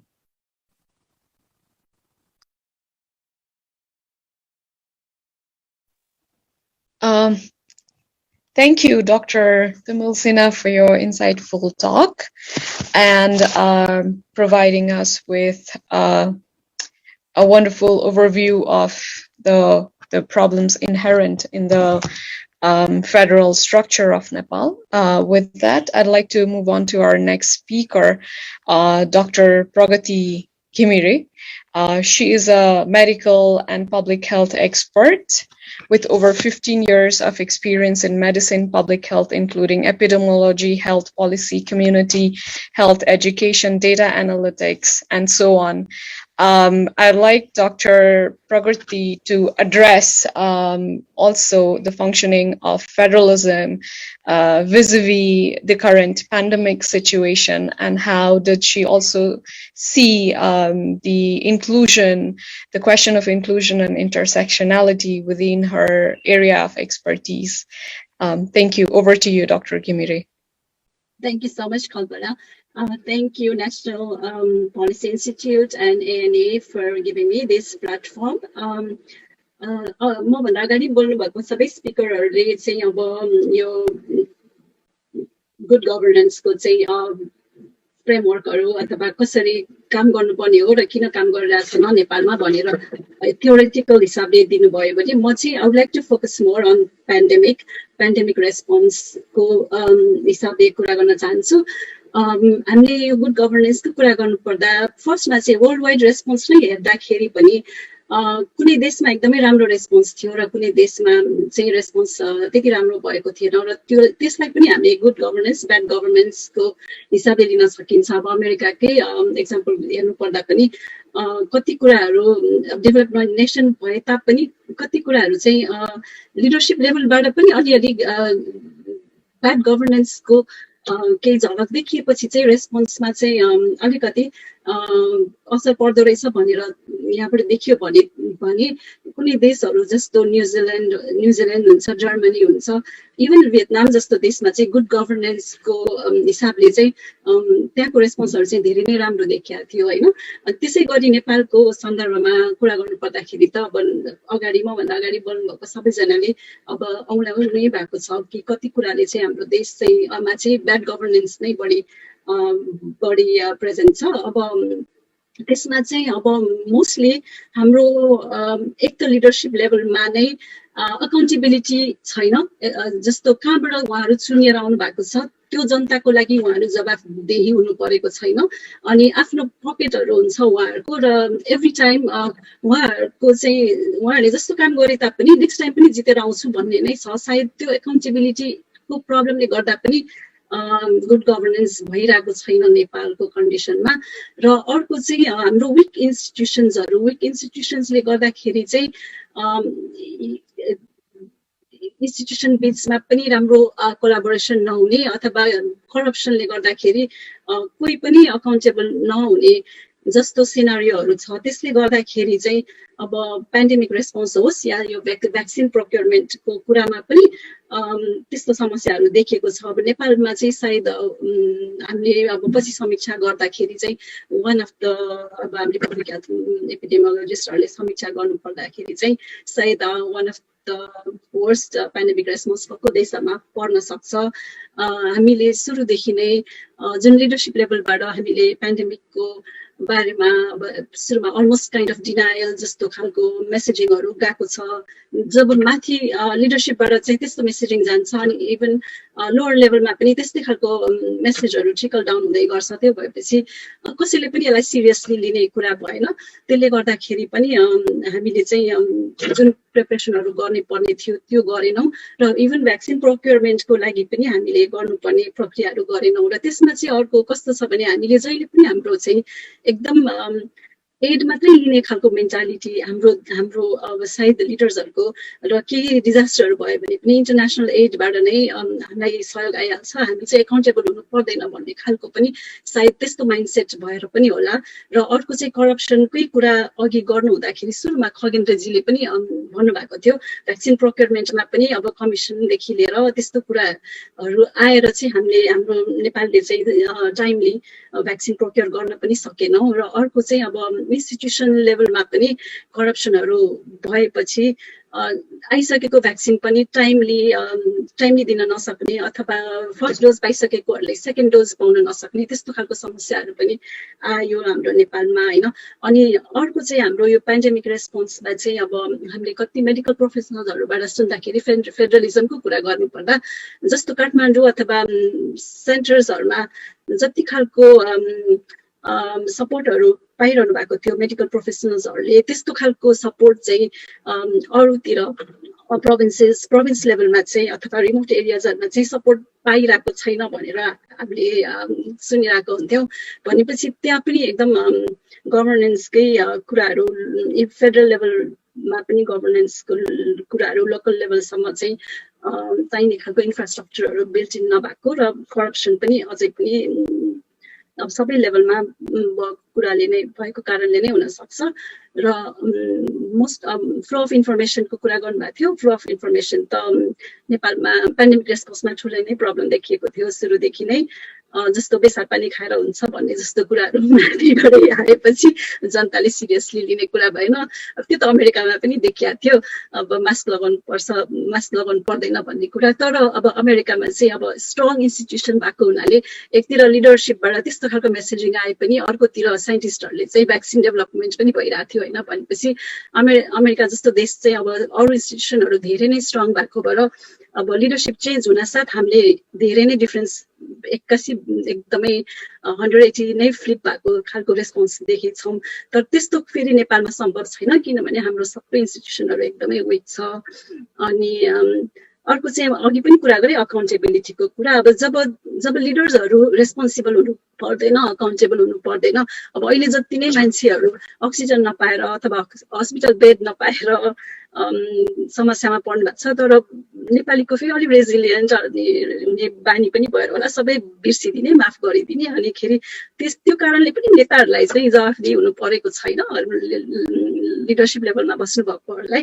अनि त्यसले गर्दाखेरि पनि response हुनुपर्ने जतिको राम्रो भइरहेको छैन। अर्को चाहिँ ल्याक अफ यो एक्सपर्ट ओपिनियनहरूको भोइसहरू नसुन्ने अथवा कम्युनिटीबाटै आएको भोइसहरू पनि नसुन्ने लिडर्सहरूले। अनि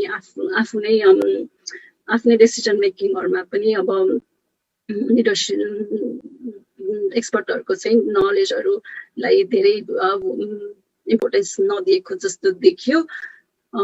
अर्को चाहिँ टाइमली इन्टरनेसनल च्यानल्सहरू बनाउन नसक्नु। अब त्यसमा पनि करप्सनले जस्तो अघि डाक्टर तिमिल सिन्हालले र अगाडि डाक्टर भट्टले पनि कुरा गर्नुभएको थियो करप्सनहरूको कुरामा। जस्तो करप्सन बढी भयो अब हाम्रो नेपाल चाहिँ एसियाको मोस्ट करप्ट नेसन भनेर पनि अस्ति ट्रान्सपेरेन्सी इन्टरनेसनलले पनि निकालेको थियो होइन। त्यस्तो भएपछि अब करप्सनै बढी भएपछि अब मोस्ट लाइकली लिडर्सहरू चाहिँ they would be beholden to other factors होइन। त्यसले गर्दाखेरि इन्टरनेसनली पनि आफ्नो भोइसहरू राख्नु पनि गाह्रो हुन्छ। र अब हामीले भ्याक्सिन प्रोक्योरमेन्टको कुरा हेर्नु पर्दा जस्तो इजरायल जस्तो देश सानो देशले चाहिँ आफूलाई चाहिने भ्याक्सिनहरू एकदमै चाँडै 3 टाइम्स पैसा तिरेर भए पनि लिएर आएर होल पपुलेसनलाई भ्याक्सिनेट गर्न सक्यो किनभने उनीहरूको इन्टरनेसनल च्यानल्सहरू एकदमै स्ट्रङ थियो। भने हाम्रो नेपालको चाहिँ अति नै विक भएर अब अहिले फर्स्ट डोज लगाइसकेको सिनियर्सहरूलाई सेकेन्ड डोज नपुगेर त्यो फर्स्ट डोज लगाएको पनि काम नलाग्ने हुने बेला भइसकेको छ। त्यसले गर्दाखेरि अब sorry to interrupt, would you wrap up in 2 more minutes please? I'll be done in 1 minute. त्यसले गर्दाखेरि अब हरेक एरियामा चाहिँ गुड गभर्नेन्स ब्याड गभर्नेन्सको चाहिँ एकदमै असर परिरहेको हुन्छ। र आई थिङ्क यो एकदम इम्पोर्टेन्ट डिस्कसन हो र हामीले चाहिँ यो अब यो पटक पटक गरिरहनु पर्छ जस्तो लाग्छ। And thank you for giving me this opportunity. Thank you, Dr. Gimire, for your insights on the underlying problems of management of the COVID pandemic in Nepal. I've been a first-hand impacted person, I must say, in terms of my parents not receiving the COVID, the second dose of the vaccine. So I can very well understand what you mean and what that anxiety means for a lot of people around here who've not been able to procure the vaccines. And thank you very much. With that, I'd like to move on to our next speaker, Dr. Basundhara Bhattarai, who's working as a senior specialist on gender equality, disability, and social inclusion at the Institute for Study and Development worldwide. She has over 20 years of experience in research and the delivery of development projects across water, agriculture, and forested landscapes, climate adaptation, disaster risk reduction, rural livelihood, poverty reduction, and inclusive development. So I would have a small question again for Dr. Bhattarai as well.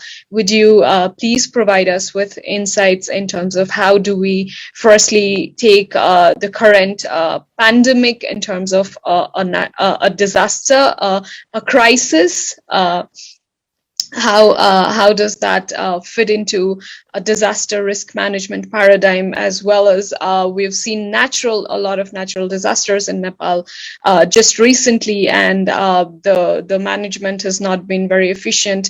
And in those terms, how do you see it in terms of gender and inclusion in terms of disaster risk reduction and management, and how does that differently impact people at the margins? With that, I'd like to hand it over to Dr. Bhattarai. Thank you. सुन्नुहुन्छ मलाई? हजुर सुनिन्छ. Okay. Thank you. सबभन्दा पहिला त I'm very much honored to be part of the panel, and thank you for inviting me for this webinar. अघि भनिसक्नुभयो यहाँले भन्नुभयो जस्तो अघिल्ला जुन प्रेजेन्टर्सहरूले भन्नुभयो धेरै राम्रो कुराहरू भन्नुभयो, विशेष गरी यो फेडरल र अलिकति यो गभर्नेन्सको लेभलमा त्यसरी चाहिँ अलि धेरै गयो हैन. That's very good setting. And then the problem and solution जुन ल्याउनु भयो, सोल्युसन पाथवेजहरू चाहिँ लिएर आउनु भयो, त्यो चाहिँ त्यसले मलाई चाहिँ एकदमै अगाडि मेरो कुरा ल्याउनलाई चाहिँ मद्दत गर्छ भन्ने लाग्छ, किनभने मेरो चाहिँ इट्स मोर अन ग्रासरुट जस्तो पनि आउँछ र अब त्यसको चाहिँ इन द सेम टाइम चाहिँ how they are link to national politics. अब अहिले त प्रोभिन्सियल पोलिटिक्सको कुरा आउला, त्योभन्दा हायर लेभलको पोलिटिक्सको कुरा आउँछ होला. अनि यो भइरहँदाखेरि यो सबै कुरा चाहिँ विभिन्न ठाउँमा चाहिँ करप्सनको कुरा छ, सेक्टरमा ब्याड गभर्नेन्सको कुरा छ, त्यो सबै गएर चाहिँ कहाँ रिफ्लेक्ट हुन्छ त भनेर म यो छोटो समयमा एक दुईटा इक्जाम्पल मात्रै दिन सक्छु होला हैन. र यहाँले त्यो भन्नुभयो जस्तै मैले काम गरेको सेक्टर चाहिँ it's more on environment and climate change. Yes, as I said, it covers sometimes agriculture, water, and many more in natural resource management sector. From the point of view of gender, social inclusion, and now more on disability as well. यसो गर्दाखेरि चाहिँ म अलि धेरै नेपालीमा पनि भन्छु होला र अब पर्यो भने मैले अडियन्सको इन्ट्रेस्ट र त्यो हेर्दाखेरि चाहिँ त्यसो गर्नु ठिक हुन्छ होला भन्ने लाग्यो. सबभन्दा पहिला अलिकति यो भनौँ न अलि हाई लेभलको सिनारियो चाहिँ नेपाल नै यस्तो हाइली भलनरेबल कन्ट्रीमा पर्छ कि हैन. अब हाम्रो ल्यान्ड अनि सिचुएटेड इन द हिमालयज हैन, यो सबै हेर्दाखेरि चाहिँ अब हाइली रेनफल एरियाहरू पनि छ, सिस्मिक जोन छ, त्यसले गर्दाखेरि अर्थक्वेकको चाहिँ एकदमै पोसिबिलिटी हामीले जुन एकदमै ब्याडली सफर गरे 2015 मा हैन.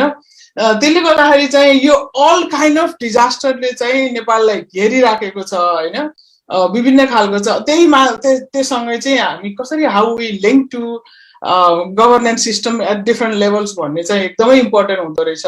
र यो ओभरअल रिस्कको कुरा चाहिँ एकदमै हाई छ, त्यो हामीले सबैले एकदम डे टु डे लाइफमा देखिरहेको हो.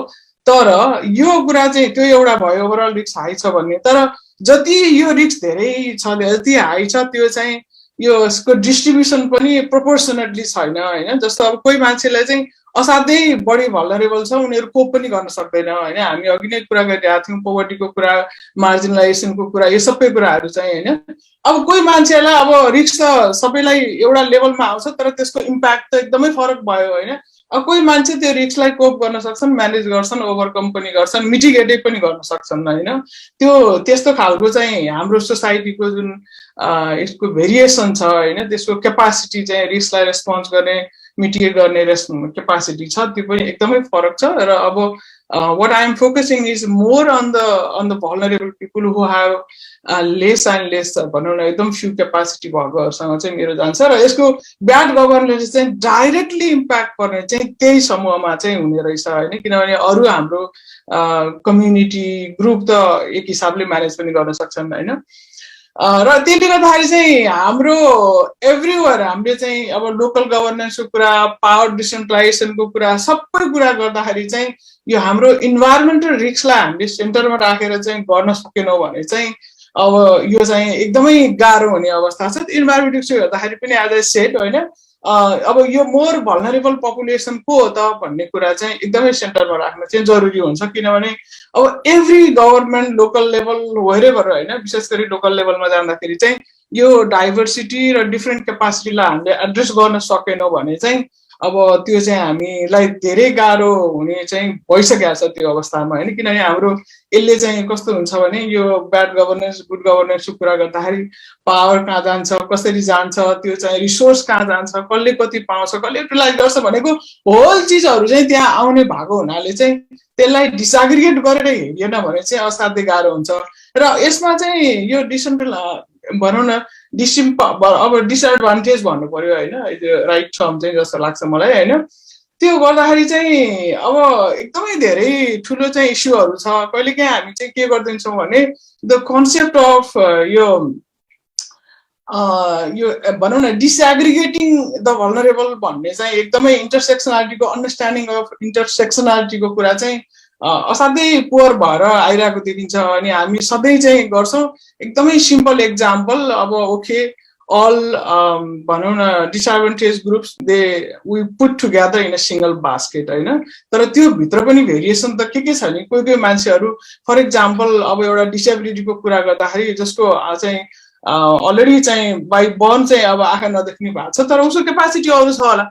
अब अर्को क्यापासिटी भएको मान्छेलाई उसलाई हामी चाहिँ एकदम एकै ठाउँमा राखिदिने, त्यो चाहिँ साह्रै ठुलो समस्या छ हाम्रोमा होइन। यो इट कम्स विथ यो जेन्डर इक्वालिटीको इनइक्वालिटीको कुराहरू गर्दा चाहिँ असाध्यै धेरै आउँछ कि अब सबै महिलाहरूको चाहिँ क्यापासिटी र भल्नरेबिलिटी एउटै छ त छैन नि, डेफिनेटली छैन। हामीले त एकदम सजिलै देख्छौँ सबै जनजातिहरूको एउटै छ त, डेफिनेटली छैन होइन। इट्स भेरी त्यो ग्राउन्डमा गएर बुझ्दाखेरि थाहा पाउने कुरा यो हामी सबैमा पनि लागु हुन्छ। किनभने we all have different capacity होइन र different types of vulnerability as well. त्यो चाहिँ एकदमै त्यो ओभरआर्किङ एउटा त्यो भयो होइन। जस्तो म यसमा चाहिँ फोकस गर्दाखेरि चाहिँ अरू 3-4वटामा चाहिँ एकदमै सर्टमा चाहिँ गर्न चाहन्छु होइन।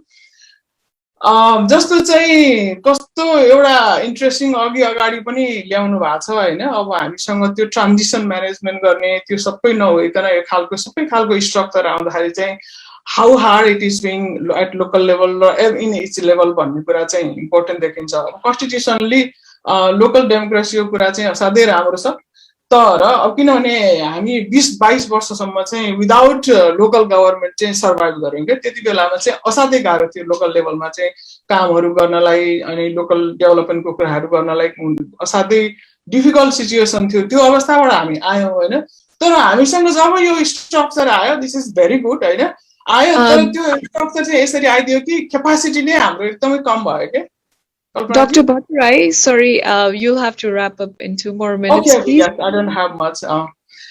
त्यसले गर्दाखेरि यो क्यापासिटीको कुरा चाहिँ असाध्यै ग्याप छ। म एउटा एकदमै इक्जाम्पल चाहिँ के दिन चाहन्छु भने लोकल गभर्मेन्ट रिप्रेजेन्टेटिभ चाहिँ हामीसँग अहिले चाहिँ लगभग 35,000को हाराहारीमा हुनुहुन्छ, त्यसको 40% चाहिँ वुमेन हुनुहुन्छ होइन। पहिला चाहिँ यस्तो खालको पोजिसनमा त्यस्तोमा नहुनु भएकोहरूको चाहिँ उहाँहरू they are facing very very hard time के, त्यो कसरी आफ्नो क्यापासिटीलाई कहाँ गएर प्रेजेन्ट गर्ने, मेरो रोल के हो, राइट्स के हो भन्ने कुरा चाहिँ त्यो लिस्टमा मैले त्यो अलिकति फोकस गर्न चाहेँ होइन।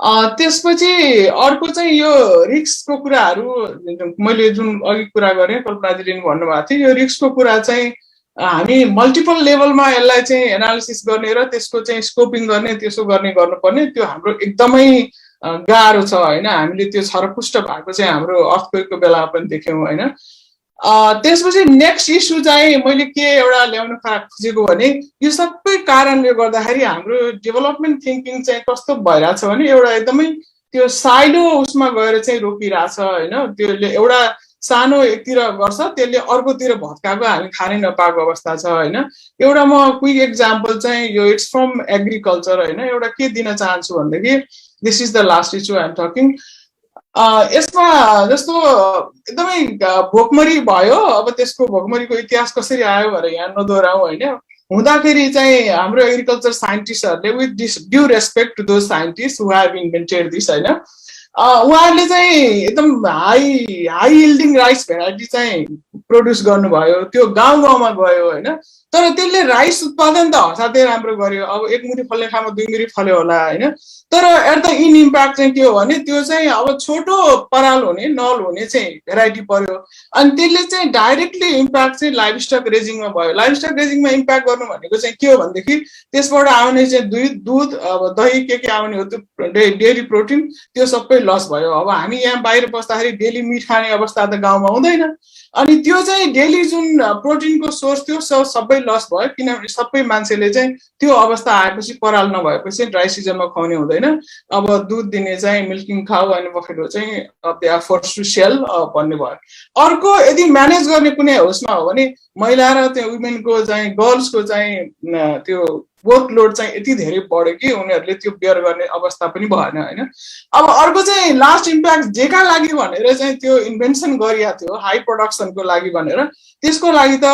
लार्ज लाइभ स्टक नभएपछि त त्यो मेन्युर पनि हुने भएन अनि त्यसले त अब कसरी घटाएर भनेपछि एउटा चाहिँ होलिस्टिक रूपमा हेर्ने सिस्टममा थिङ्क गर्ने विथ चाहिँ पिपुल्स भोइस भन्ने कुरा चाहिँ हाम्रोमा एकदमै कम भएको देखिन्छ यो एक्जाम्पलले चाहिँ यसरी चाहिँ उजागर गरिदिन्छ हाम्रो सिस्टमलाई कि एकदमै ओपन अप गरिदिने अवस्था चाहिँ हुन्छ अब यो कुरा चाहिँ कसरी हाम्रो साइन्टिफिक रिसर्चमा म्यानेजमेन्टमा त्यसरी जान्छ र अब स्टेटको प्लानिङमा चाहिँ यो कसरी इनबिल्ड हुन्छ भन्ने कुरा चाहिँ एकदमै इम्पोर्टेन्ट छ अब आज चाहिँ हाम्रो स्टेट प्लानिङ को म्याडम पनि हुनुहुन्छ यहाँ होइन जस्तो स्टेट प्लानिङ चाहिँ यति थिन जस्तो छ कि अहिले प्लानिङ प्रोसेस हाम्रो फर्मल ल्याङ्ग्वेज छ तर त्यो चाहिँ आर्टिकुलेट हुने त्यसको पाथवेजहरू चाहिँ ल्याउने पिपलको एस्पिरेसनहरू ल्याउने कुरा चाहिँ एकदमै हार्ड छ with this thank you very much Okay.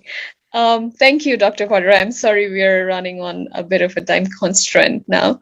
And thank you so much for your wonderful insights in terms of crisis, food insecurities, and how natural disasters impact disproportionately to different populations. I still remember my own orientation with all the Monsanto and farmer suicides while I was studying in India, and I can completely relate to what we are going through altogether with all these new inventions and how it does not cater to the demands of the population on the grounds, on the grassroots, and that made perfect sense. Thank you so much. It was like revisiting my school days as well. And with that, I'd like to move on to our next speaker of the day, Ms. Saru Joshi. She had served extensively in the government of Nepal. She served in the government of Nepal for 17 years and also in the capacity of under secretary, and then moved on to the UN system and served extensively in the UN Women for 12 years. And she is an expert on gender equality and social inclusion, and including human mobilities, migration, and issues of women in particular. So Dr. Joshi, I would like to invite you to talk and also give us insights in terms of how the federal structure of Nepal is going about gender and social inclusion. How do you also sum up things that we have heard so far in terms of gender and social inclusion, in terms of intersectionality, and how does the federal government seek or look forward to addressing these issues in terms of inclusion, and also the recent changes in migration and restrictions in mobilities of women in Nepal in particular.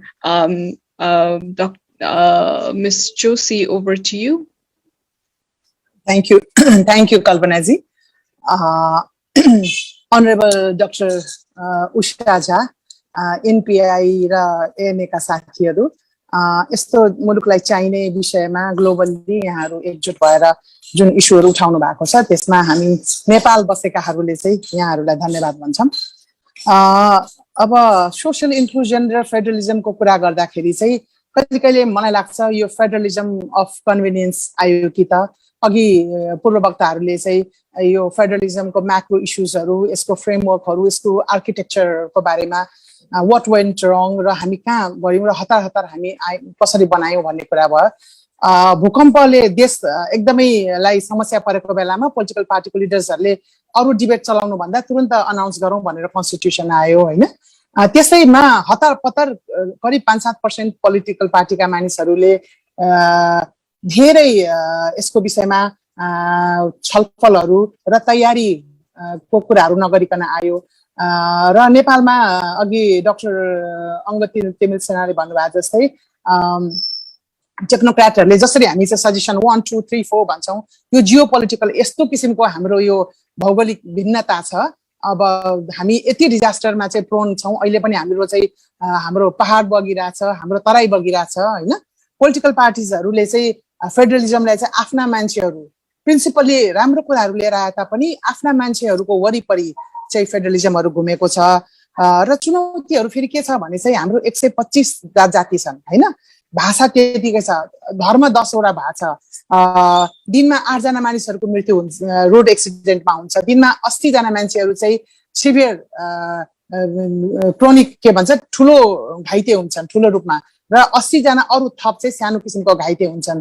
अब 12 वटा जिल्लामा छोरीहरु जन्मिनु कम भएको छ हैन। हामीसँग चाहिँ क्राइमहरु cyber क्राइमहरु बढिरहेको छ। हामीसँग नेपालमा 70 लाख हाउसहोल्ड छन्, त्यसका 20% हाउसहोल्डले मात्रै महिलाको नाममा घर जग्गा राखेका छ हैन। माइग्रेसनको कुरा गर्छौं भने हाम्रो करिब 2 डिकेड्स देखि चाहिँ 2 शताब्दी देखि चाहिँ महिलाहरूको मोबिलिटीलाई रेस्ट्रिक्सन लगाइएको छ, ब्यान गरिएको छ, प्रतिबन्ध गरिएको छ। प्रतिबन्ध गर्यो भने महिला सुरक्षित हुन्छ भन्ने एउटा पितृसत्तात्मक एउटा सोचहरु राखिएको छ। अब हामी चाहिँ पोलिटिकल एउटा स्ट्रक्चर वाइज चाहिँ राम्ररी मुभ अन माथि गरिरहेछौं।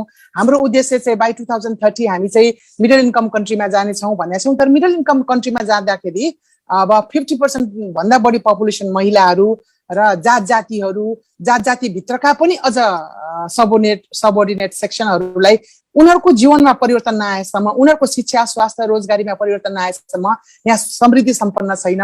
हामी चाहिँ यो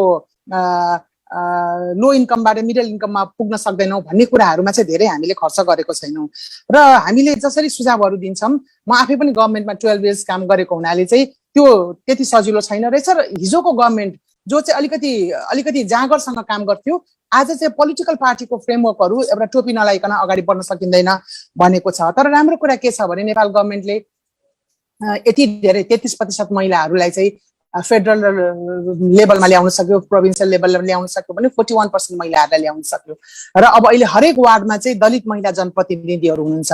तर यो एक स्टेपको चाहिँ हाम्रो उपलब्धि हो।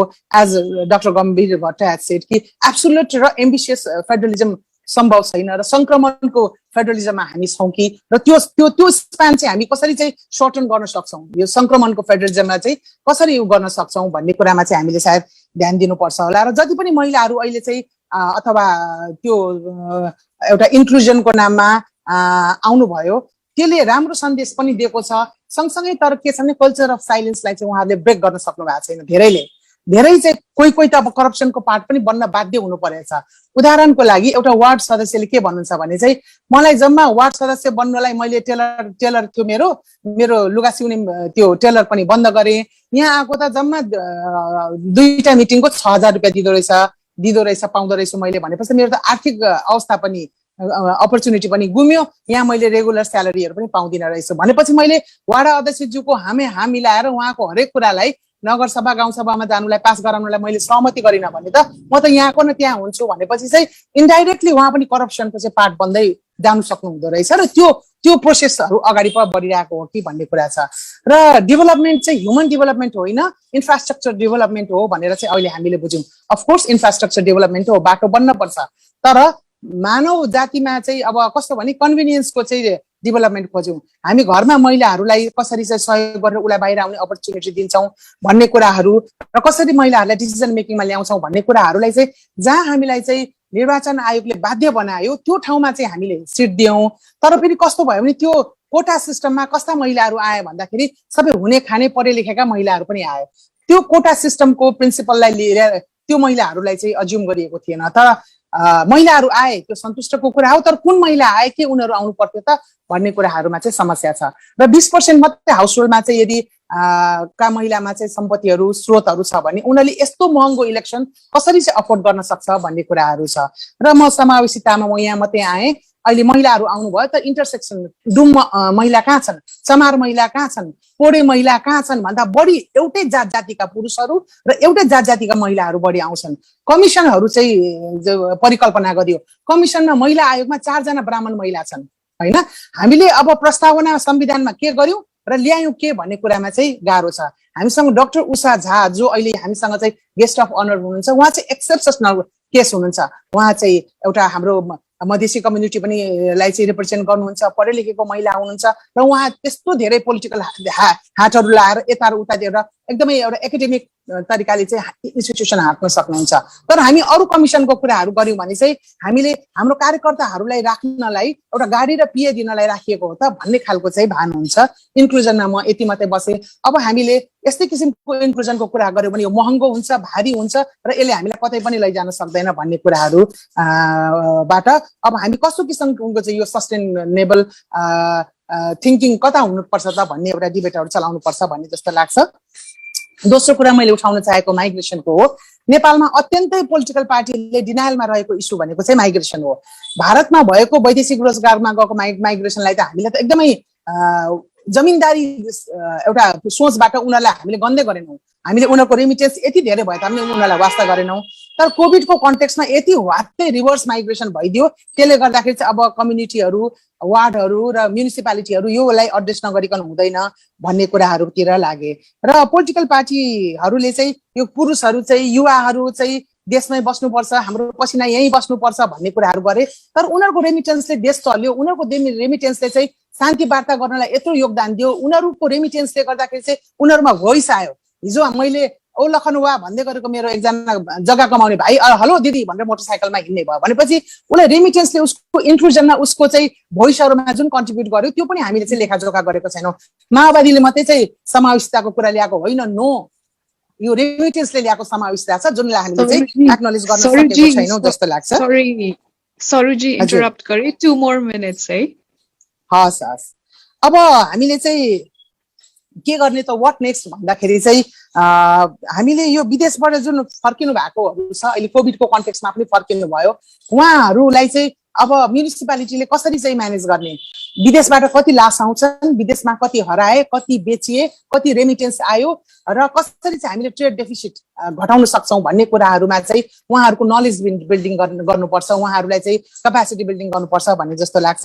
एट द एन्ड म के भन्न चाहन्छु भने चाहिँ महिलाहरूमा जुन प्रतिबन्ध 20 वर्षदेखि प्रतिबन्ध लागेको छ, यो 33% महिला सहभागिता फेडरल स्ट्रक्चरले पनि छुन पनि सकेन। र अघि खगेन्द्रजीले भन्नुभयो अझ बच्चा भएको 2 वर्ष भएको महिलालाई जानु दिएन भने चाहिँ महिलाहरू सुरक्षित हुन्छन् भन्ने खालको प्याट्रियकल माइन्डसेट छ। सो अघि उहाँले चाहिँ गम्भीर भट्टजीले चाहिँ सेन्ट्रल माइन्डसेट भन्नुभयो, त्यस्तै डाक्टर विश्वकर्माले अर्को के माइन्डसेट भन्नुभएको छ, म चाहिँ प्याट्रियकल माइन्डसेट भन्छु। यो एनआरएनएमा पनि देखिन्छ, स्पिकर्सहरूमा देखिन्छ, स्ट्रक्चरहरू गठन गरेकोमा देखिन्छ, विदेशमा देखिन्छ, स्वदेशमा देखिन्छ, सबैतिर देखिन्छ। र माइग्रेसनले गर्दाखेरि चाहिँ हाम्रो केयर डेफिसिटहरू पनि एकदमै बढाइरहेको छ र हाम्रो एल्डरली पपुलेसनहरूलाई अब हामीले कसरी म्यानेज गर्ने, अमेरिका जाने, अस्ट्रेलिया जाने, खाडी मुलुक जाने, मलेसिया जाने, उसको आमा बुवाहरूलाई चाहिँ अब हामीले देशमा कसरी गर्ने, हाम्रो गभर्नेन्स चाहिँ एल्डरली रिस्पोन्सिभ कसरी बनाउन सकिन्छ भनेर हामीले कुरा गर्नुपर्छ जस्तो लाग्छ र यसको लागि चाहिँ संवाद नलेज बिल्डिङ र इन्स्टिट्युसनल बिल्डिङ नै वे फरवर्ड हो जस्तो लाग्छ thank you Kalpanaji over to you Thank you, Saruji, for a wonderfully insightful and a very precise talk of yours. तपाईले यति छोटो टाइममा यति धेरै कुरा हाइलाइट गरिदिनु भयो इन्स्टिट्युसनमा भएका कमी कमजोरीहरूदेखि लिएर अब फर्दर हाम्रो एक्सन्सहरू कस्तो खालको हुनुपर्छ भन्नेसम्म कभर गरिदिनु भयो thank you so much for that अनि moving on to sorry with that, I'd like to move on to our chief guest of the day. Today, Dr. Usha Jha. Dr. Usha Jha is currently the, I don't even have to say that, she is the member of National Planning Commission of Nepal. She had served as an academician at the Institute of Agriculture and Animal Science, Rampur, Chitwan, from 1985 to 1995. She was deputed as the campus chief at the branch campus, Sundar Bazar, Lamjung in 1995, and she worked there until 1998, till she completed her tenure. From 1998 till today, she has been working as a development worker in various different statuses. She's worked closely on the issues of farmers, especially women farmers, and on gender and agriculture. She's also worked in various different international development agencies, including the UN system. Over to you, Dr. Jha, for your insights today. You've heard all our panelists speak, our principal presenter speak, and because you're an insider and at the National Planning Commission, I would request you to shed light on your experiences on how the planning process moves on to addressing the current conundrums in the implementation of federalism. We've highlighted plethora of issues inherent in the implementation of federalism in Nepal. Also, because you've worked on gender issues, I would also like you to include an aspect of intersectional experiences of women within governance, outside governance, and how they experience our planning processes and governance processes in a day-to-day life. Over to you, Dr. Jha. Thank you so much, Kalpana, for introducing me in a very good way. And first of all, मैले चाहिँ Kedar Neupane sir, शरुजी, तपाईहरुलाई धेरै धेरै धन्यवाद दिन चाहन्छु. तपाईहरुले मलाई यो आज मौका दिनुभएको हो. मैले यसलाई आज मौका लिन्छु. It is an opportunity for me. Thanks to ANA and NPI for this special organization. जसले चाहिँ आज यो पोलिसी फोरम एउटा क्रिएट गरेको छ र यो पोलिसी फोरमले चाहिँ ठुलो एउटा डायलगको फोरम जुन गरेको छ. So I think it is a very good forum and we really need more and more forums like this. जसले गर्दाखेरि अलिकति डिग आउट गर्ने कामहरु जुन छ नि, अघि कहिले भोइसलेस भनेको छ, हाम्रो कल्चरै के छ भने कल्चर अफ साइलेन्स जुन छ नि, this will help break the culture of silence. त्यसले गर्दा यो यस्तो फोरमहरु, यस्तो डिस्कसन्सहरु चाहिन्छ. र मैले चाहिँ अब सबभन्दा पहिला सबैजनालाई यहाँको प्रेसिडेन्ट भट्टराई सर हुनुहुन्छ के अरे हैन, भट्टराई जीलाई नै धन्यवाद दिन चाहन्छु. अनि अघि ढकालजीले चाहिँ बहुत राम्रो स्टार्ट गर्नु भएको थियो विथ अ फ्यु एक्जाम्पल्स हैन, कहाँनिर यो गभर्नेन्स कहाँ छ त भनेर. So I am very happy to hear everybody. र मलाई एउटा के पनि फिल भयो भने आज नेशनल प्लानिङ कमिसनलाई रिप्रेजेन्ट गर्ने गरी मलाई बोलाएको यो एकदमै फोकस्ड किन भयो भने I'm not here to speak, but I suppose I was here to listen to you all. So that मैले चाहिँ एउटा वे फरवर्ड पाउँछु. तपाईहरुको यो जुन अहिले प्रेजेन्टेसनहरु भयो, डाक्टर गम्भीर भट्टदेखि लिएर अरु सबैको जुन शरुसम्मको जुन प्रेजेन्टेसन भयो, यस्तो लाइभली वे फरवर्डका कुराहरु तपाईहरुबाट आएको छ हैन, फ्रम डिफरेन्ट लेन्सेस. त्यो चाहिँ सर्टेनली मलाई आफुलाई मेरो it is not, I haven't written anything, but it is all written in my brain somewhere, and I really own it all. तपाईहरुले जे जति भन्नु भएको छ, I really own it all, and I would try to deliver it wherever it is possible. So पहिलो word त मेरो यही हो. अब नेशनल प्लानिङ कमिसनमा यो गभर्नेन्स भन्ने कुरा कस्तो छ भने, मेरो अघि कल्पनाले भन्ने बेलामा यो नो दैट म चाहिँ आउट अफ प्लानिङ कमिसन पनि मैले गभर्नेन्स एक्सपिरियन्स गरेको छु. हाउ इज इट गोइङ भन्ने होइन मैले एक्सपिरियन्स नै गरेको छु एज यु अल र यहाँ प्लानिङ कमिसनभित्र बसेर अनि गभर्नेन्सलाई देखिरहेको छु होइन सो यो टु प्रङ्ड एक्सपिरियन्स हुन्छ नि थोरै I would like to put it in a very fair way to you all how am experiencing it all as an experience गभर्नेन्सलाई एक्सपिरियन्स गर्ने क्रममा I totally agree with whatever any one of you have said so I am with you all त्यसमा चाहिँ मैले पनि same एक्सपिरियन्सहरू गरेको छु तर प्लानिङ कमिसनभित्र आइसकेपछि अलिकता के भयो भने प्लानिङ कमिसनबारे थोरै मैले 2 मिनट भन्नै पर्ने हुन्छ प्लानिङ कमिसनको अहिलेको रोल थोरै रिभाइज भएर आएको छ अघि कसले हाम्रो अङ्गराज सरले भन्दै हुनुहुन्थ्यो प्रोभिन्स के प्लानिङ नै हुनुपर्छ भनेर अलिकता प्लानिङ कमिसनको रोल रिभाइज भएर अहिले कस्तो भएको छ भने we are very much policy making body अहिले चाहिँ र त्यसपछि हाम्रो अर्को रोल के छ भने यो फेडरलिजम पछिको यो तहगत समन्वय गर्ने यो डिफरेन्ट यो हरिजेन्टल भर्टिकल लिङ्केजका कुराहरू चाहिँ हामीले गरिदिनु पर्ने हुन्छ र रिसर्चेसहरू अलिकति डिफरेन्ट फिडब्याक फर पोलिसी बेस्डको लागि चाहिँ फिडब्याकको लागि रिसर्चेसहरू हामीले गर्छौँ र एमएनई गर्छौँ बेसिकली एमएनईमा हाम्रो यो 4वटा रोल छ पहिला जस्तो चाहिँ क्रिटिकली हामीले बजेटको लाइन बाई लाइन यताउति चाहिँ we don't do that we guide ministries to do that but we don't do that हामीले सुपर त्यो गर्छौँ सपोर्ट गर्छौँ so we facilitate the ministries to do their planning do their budgeting do their implementation plan र do everything so that's how we are functioning now planning कमिसनले एउटा फङ्सनिङको आफ्नो जुन रोल छ त्यो मैले 4वटा मेजर रोल चाहिँ हामीले डिफाइन गरेर दिएको छ अहिलेको हामी टिमले चाहिँ त्यसैमा काम गरिरहेछौँ we are trying to understand more and more of these agendas and we are understanding more as we are moving forward यो डे 1 मा मैले आउँदाखेरि यो 3 वर्ष पछिको मेरै आफै पनि बुझाइमा धेरै फरक भएको छ so I think it is as you move you learn a lot त्यो चाहिँ छ नै र यहाँनिर अहिले हामी आइसकेपछि 15th प्लान डेभलपमेन्ट गऱ्यौँ होइन 15th प्लान डेभलपमेन्ट कुन फेजमा भयो भने 14th प्लान र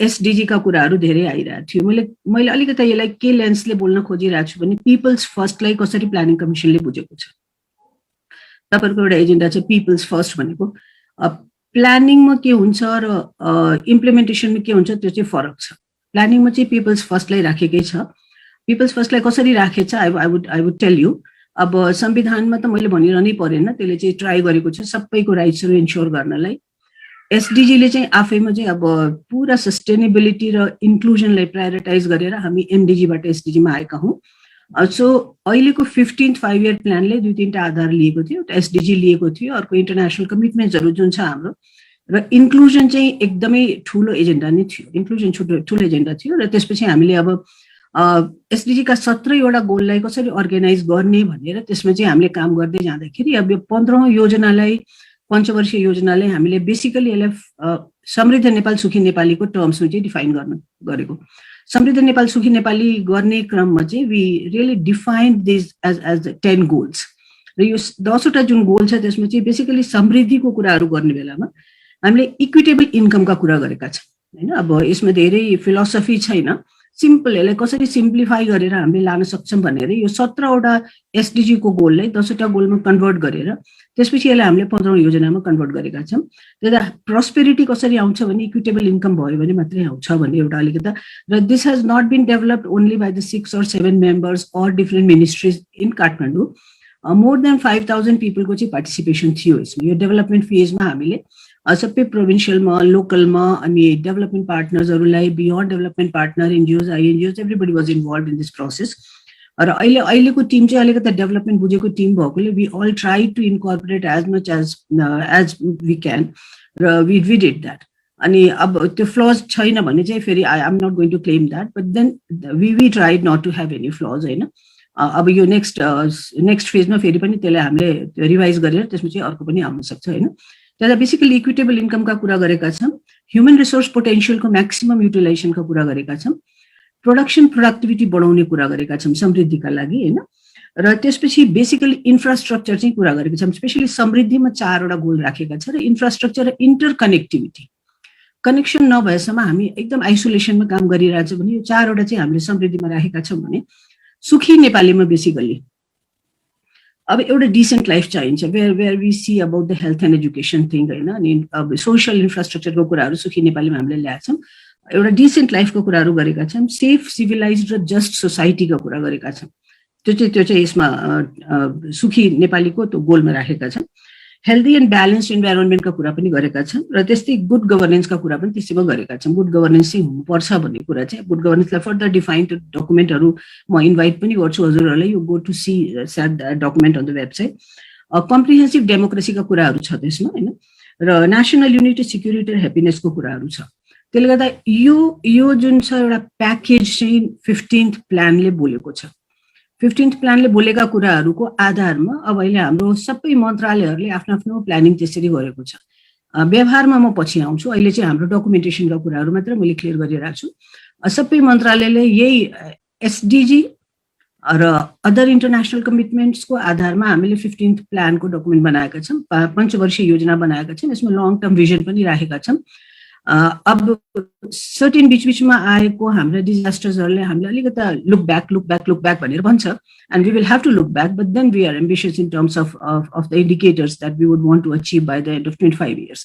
सो एउटा वे फरवर्ड चाहिँ डिफाइन गरेका छौँ, which all of us should have होइन, त्यो चाहिँ हामीले गरेका छौँ and we want to achieve that. र 25 years को भिजन राख्दाखेरि के छ भने बिचमा डिजास्टर आउला, बिचमा एकैचोटि हामी बम पनि गरौँला, फेरि कम होला, बेसी होला भनेर at the end of the day we would achieve that। त्यो पोजिटिभिटी चाहिँ त्यहाँनिर हामीले राख्न खोजेका छौँ। अब यसमा अघि मैले गम्भीर सरको सुनेको थिएँ, हाम्रो मानबहादुर विकले भन्नुभएको थियो he was the secretary and he knows very well what is happening। मलाई एउटा के लाग्यो भने नि, अब दुईटा लेन्स छ, मैले के हेर्न खोजिरहेको छु, positivity, negativity. Federalism in itself is a very healthy system, त्यसमा कुनै पनि दुई मत छैन। It is a very healthy system. It has try to bring people on board. त्यसले गर्दा यो आफैमा एउटा यस्तो छ कि जहाँनिर 1-2 जना होइन 35,000 नेपाली नेसनलले अपर्च्युनिटी पाएको छ।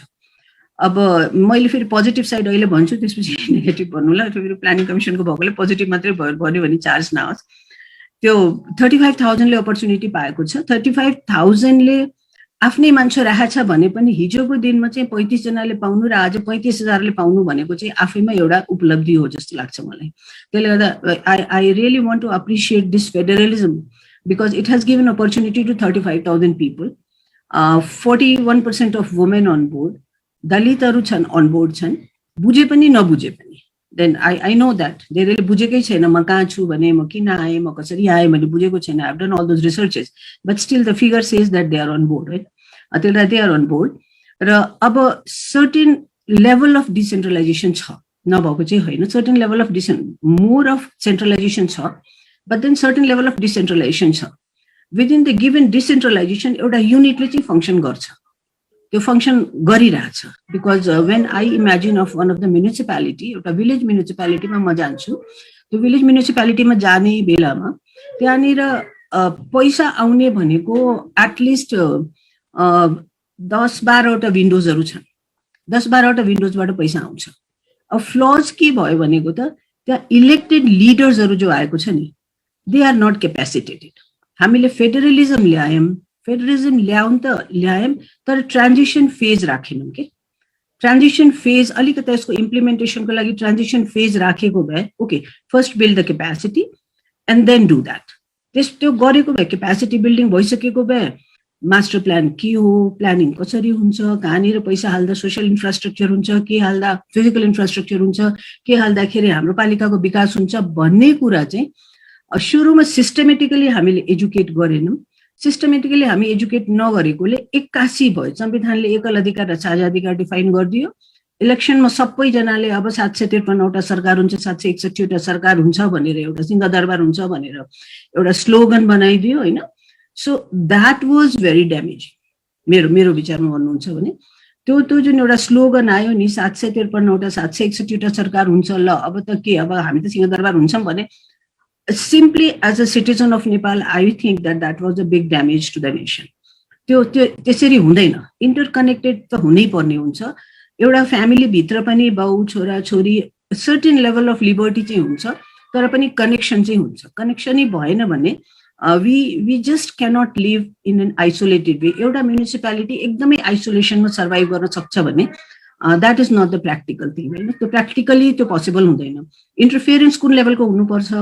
अब अम्ब्रेला अम्ब्रेला गाइडेन्स कुन किसिमको हुन सक्छ सबैको त्यो कुरामा हामी पनि प्रिपेयर्ड भएनौँ नट द फेडरल प्रिपेयर पनि भएन प्रोभिन्सियल पनि प्रिपेयर भएन लोकल पनि प्रिपेयर भएन and we started federalism system त्यो भएकोले के भयो भने सेन्ट्रल र सेन्ट्रल छोडेन प्रोभिन्सले प्रोभिन्स छोडेन सबैले खाली मान्छे हायर गर्ने बाटोमा पैसा हाल्ने प्रदेश सभासदले त्यही गर्यो प्रतिनिधि सभासदले त्यही गर्यो प्रति यो अनुदानले सशर्त अनुदानले त्यही गर्यो समानीकरणले त्यही गर्यो पढाउनु पर्छ बच्चाहरूले स्कुलमा पठाउनले के गर्नुपर्छ कसरी खाजा दिनुपर्छ स्कलरसिपको मिनिङ के हो कपडाको मिनिङ के हो किताबको मिनिङ के हो भन्दा पनि बाटो र माटो त्यति मात्रै यिनीहरूले विकास बुझे त्यसले गर्दा त्यो एउटा ठुलो अलिकता घात भएको छ त्यहाँनिर होइन र त्यो कुरो चाहिँ अब करप्सन पनि डिसेन्ट्रलाइज भयो त्यसमा कुनै दुई मत छैन सँगसँगै त्यो सिस्टम डिसेन्ट्रलाइज भएपछि करप्सन पनि डिसेन्ट्रलाइज भयो एउटा पालिकामा गएर मैले पनि अस्ति अब एउटा रिसर्च गर्ने क्रममा पुगेको थिएँ अनि सोधेको पालिकाको मान्छेहरूले राखेर फोकस ग्रुप डिस्कसन तिमीहरूले हिजोको दिनमा र आजको दिनमा के फरक फिल गर्छौ भने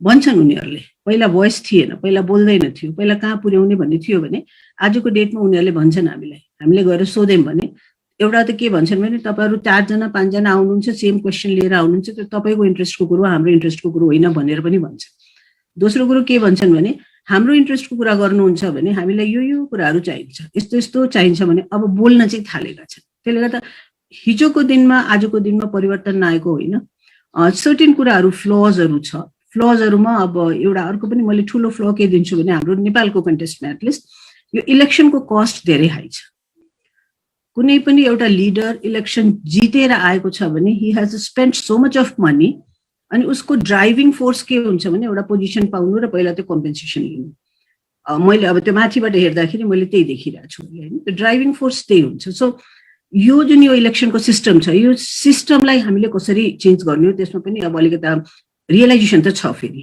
र रियलाइजेसन नभएको होइन सेन्ट्रल लेभलमा पनि फेडरल लेभलमा पनि यो डिस्कसन हुन्छ डिस्कसन भएर how do we really slow यसलाई मिनिमाइज गरौँ भन्ने डिस्कसन चाहिँ धेरै फ्लोरमा भइरहेछ and um also the part of that discussion त्यसले गर्दा रियलाइजेसन हुनु भनेको आई थिङ्क यो फेडरलिजमको आफैमा पनि एउटा उपलब्धि हो अर्को मैले व्यक्तिगत रूपमा के फिल गर्छु भने च्यालेन्ज भनेर यसले फेडरलिजम इस्टाब्लिस हुनमा अर्को के पनि च्यालेन्ज छ भने यो यता हामीले सिस्टम चाहिँ कहाँदेखि कहाँ पुर्याइसक्यौँ होइन तर यो ब्युरोक्रेसी चाहिँ अझ पनि अडानमै छ ब्युरोक्रेटिक अडान जुन हुन्छ नि आजको डेटमा पनि तपाईँ हामीले कम्युनिकेसन गर्नलाई 2-3 घन्टामा डिसाइड गर्न सक्छौँ भने हाम्रो ब्युरोक्रेसीले डिसाइड गर्नलाई अझ पनि एउटा सानो एजेन्डामा डिसाइड गर्नलाई त्यो 4 ठाउँमा टिप्पणी पुग्नुपर्ने हुन्छ फेरि ब्याक टिप्पणी आउनुपर्ने हुन्छ एक ठाउँबाट पत्र गयो भने त्यो डेभलपमेन्टको स्पिड नै रोक्छ प्रोक्योरमेन्ट प्रक्रिया यो कुराहरू अलिकता उनीहरूले स्पेस राखेकै छ करप्सनको लागि स्पेस राखेकै छ होइन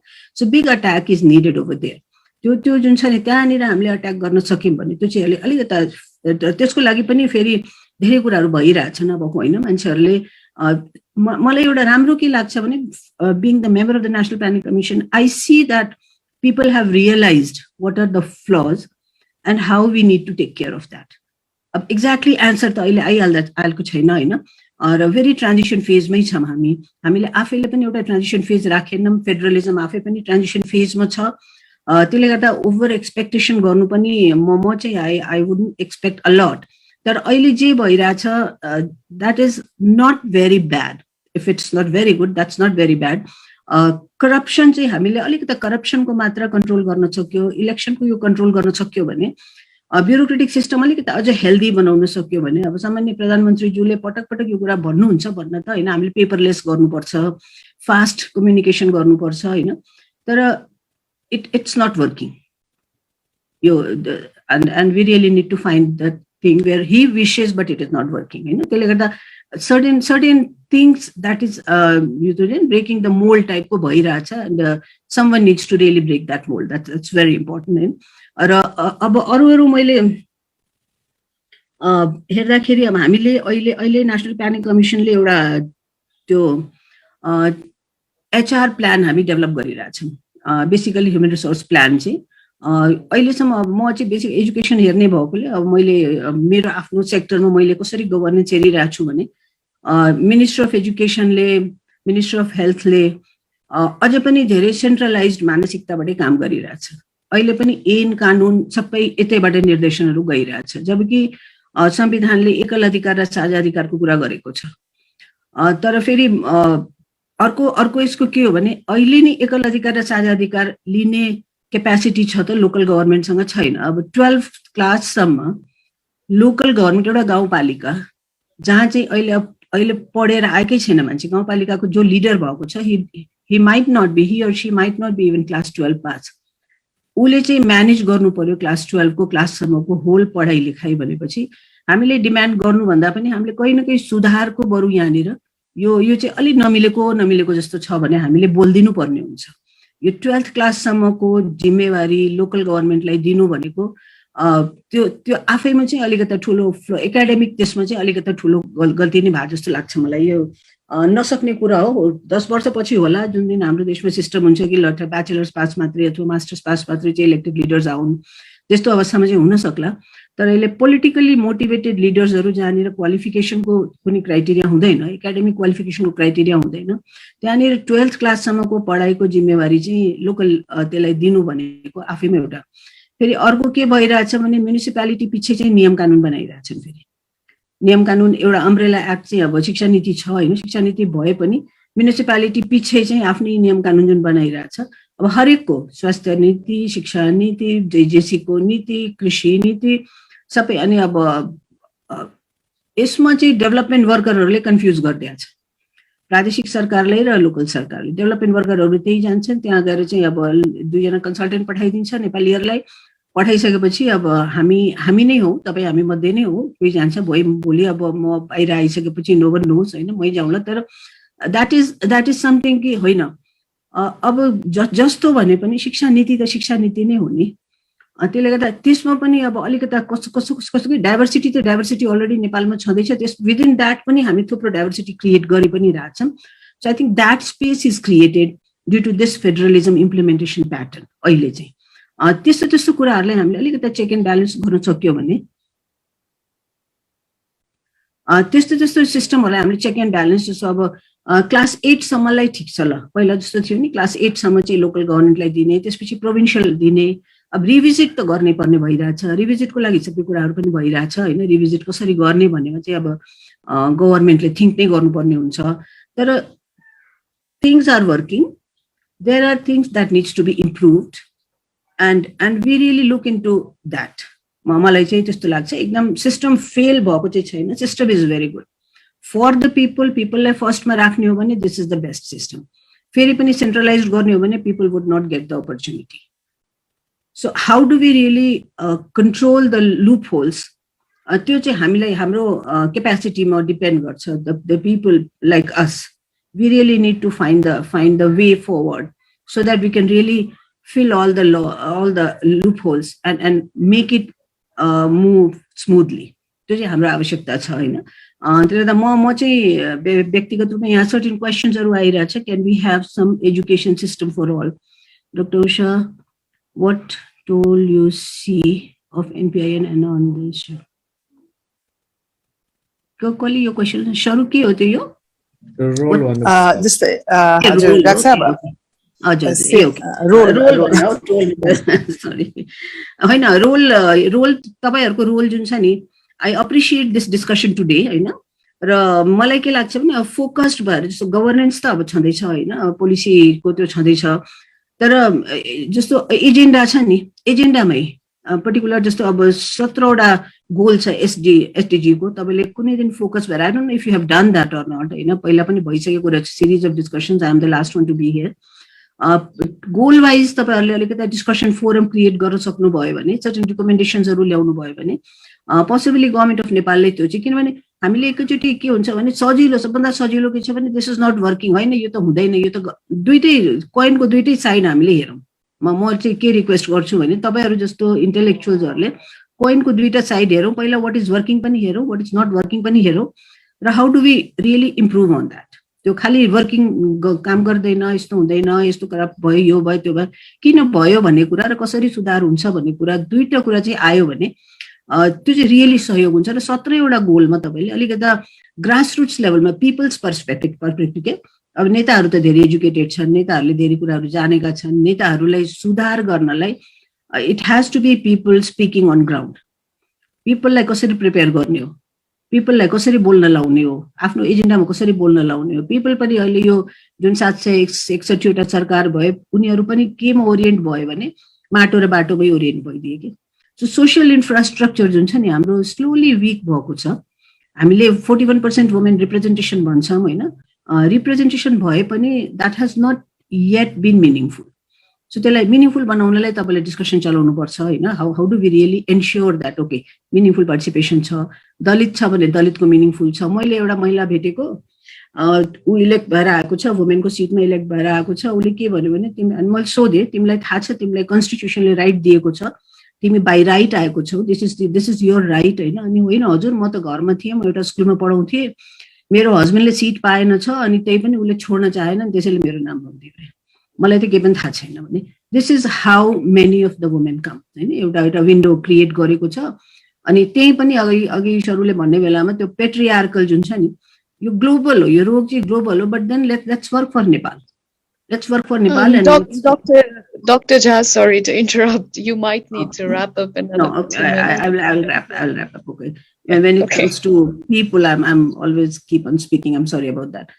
त्यसले गर्दा डिस्कसन्सहरू NPI एनाले चाहिँ डेफिनेटली गर्नुपर्छ र पिपलको रोल के छ, पिपललाई नै एकचोटि हामी पिपलको पार्टिसिपेसनलाई जस्तो अहिले पिपल्स फर्स्ट राखेर तपाईँले डिस्कसन गर्नुभएको छ गभर्नेन्सको एजेन्डामा, त्यस्तै अरू एजेन्डामा पनि कुरा गर्यो भने सोसियल इन्फ्रास्ट्रक्चरको कुरामा हामीले गरौँ। Social infrastructure for me that is passion for me होइन। सोसियल इन्फ्रास्ट्रक्चरमा कुरा गरौँ, त्यो चाहिँ धेरै पछाडि छ, धेरै नै पछाडि छ। त्यसलाई अगाडि बढाउनलाई NPI and ANA I think I would encourage you all to define those topics and move forward. I would once again like to thank you all for giving me this opportunity. This is nothing that I have got. I really got a great opportunity to listen to you all. Bhattacharko analysis was great. Sabai whole comprehensive रूपमा उहाँले analyse गर्नुभएको थियो। Manu sir ko experiences was great. Basundhara ji, you were quite good in your presentation. Similarly, हाम्रो उहाँ हुनुहुन्थ्यो Ghimire ma'am पनि health point of भ्यूले कोभिडको जस्तो। So we are caught somehow. So let's come up together. Let's all come up together and we should work together to this. Thank you very much once again. Thank you, Dr. Jha, for your wonderful insights over the issues that we've been discussing for the day. Before we end, there's just one question that I'd like to put forth to the panelists, and because there was a repeated instance of this question being asked, I'd like to start with you, Dr. Jha. There seems to be a skepticism in terms of accepting the federal system itself. There was recently a question asked and earlier in the program also. I'm only asking this question because it was repeated that if is the federal system even a system worthy of it if it is unable to provide basic services to its people like education, health, etc. So I'd like the panelists to put forth your views one by one, and I'd like to start with Dr. Jha. Okay, thank you Kalpana. I think मेरो चाहिँ completely I am in the favor of federalism. अहिलेको फेडरलिजमले कहीं कुनै ठाउँमा काम गर्न सकिरहेको छैन. I agree with everybody on all the question that has come over here. अहिलेको फेडरलिजममा सर्टेन कुराहरू इम्प्रुभ गर्नै पर्ने हुन्छ किनभने यो धेरै एक्सपेन्सिभ पनि भयो एउटा कुरा र डेलिभरी पनि त्यति एफिसिएन्ट हुन सकिरहेको छैन.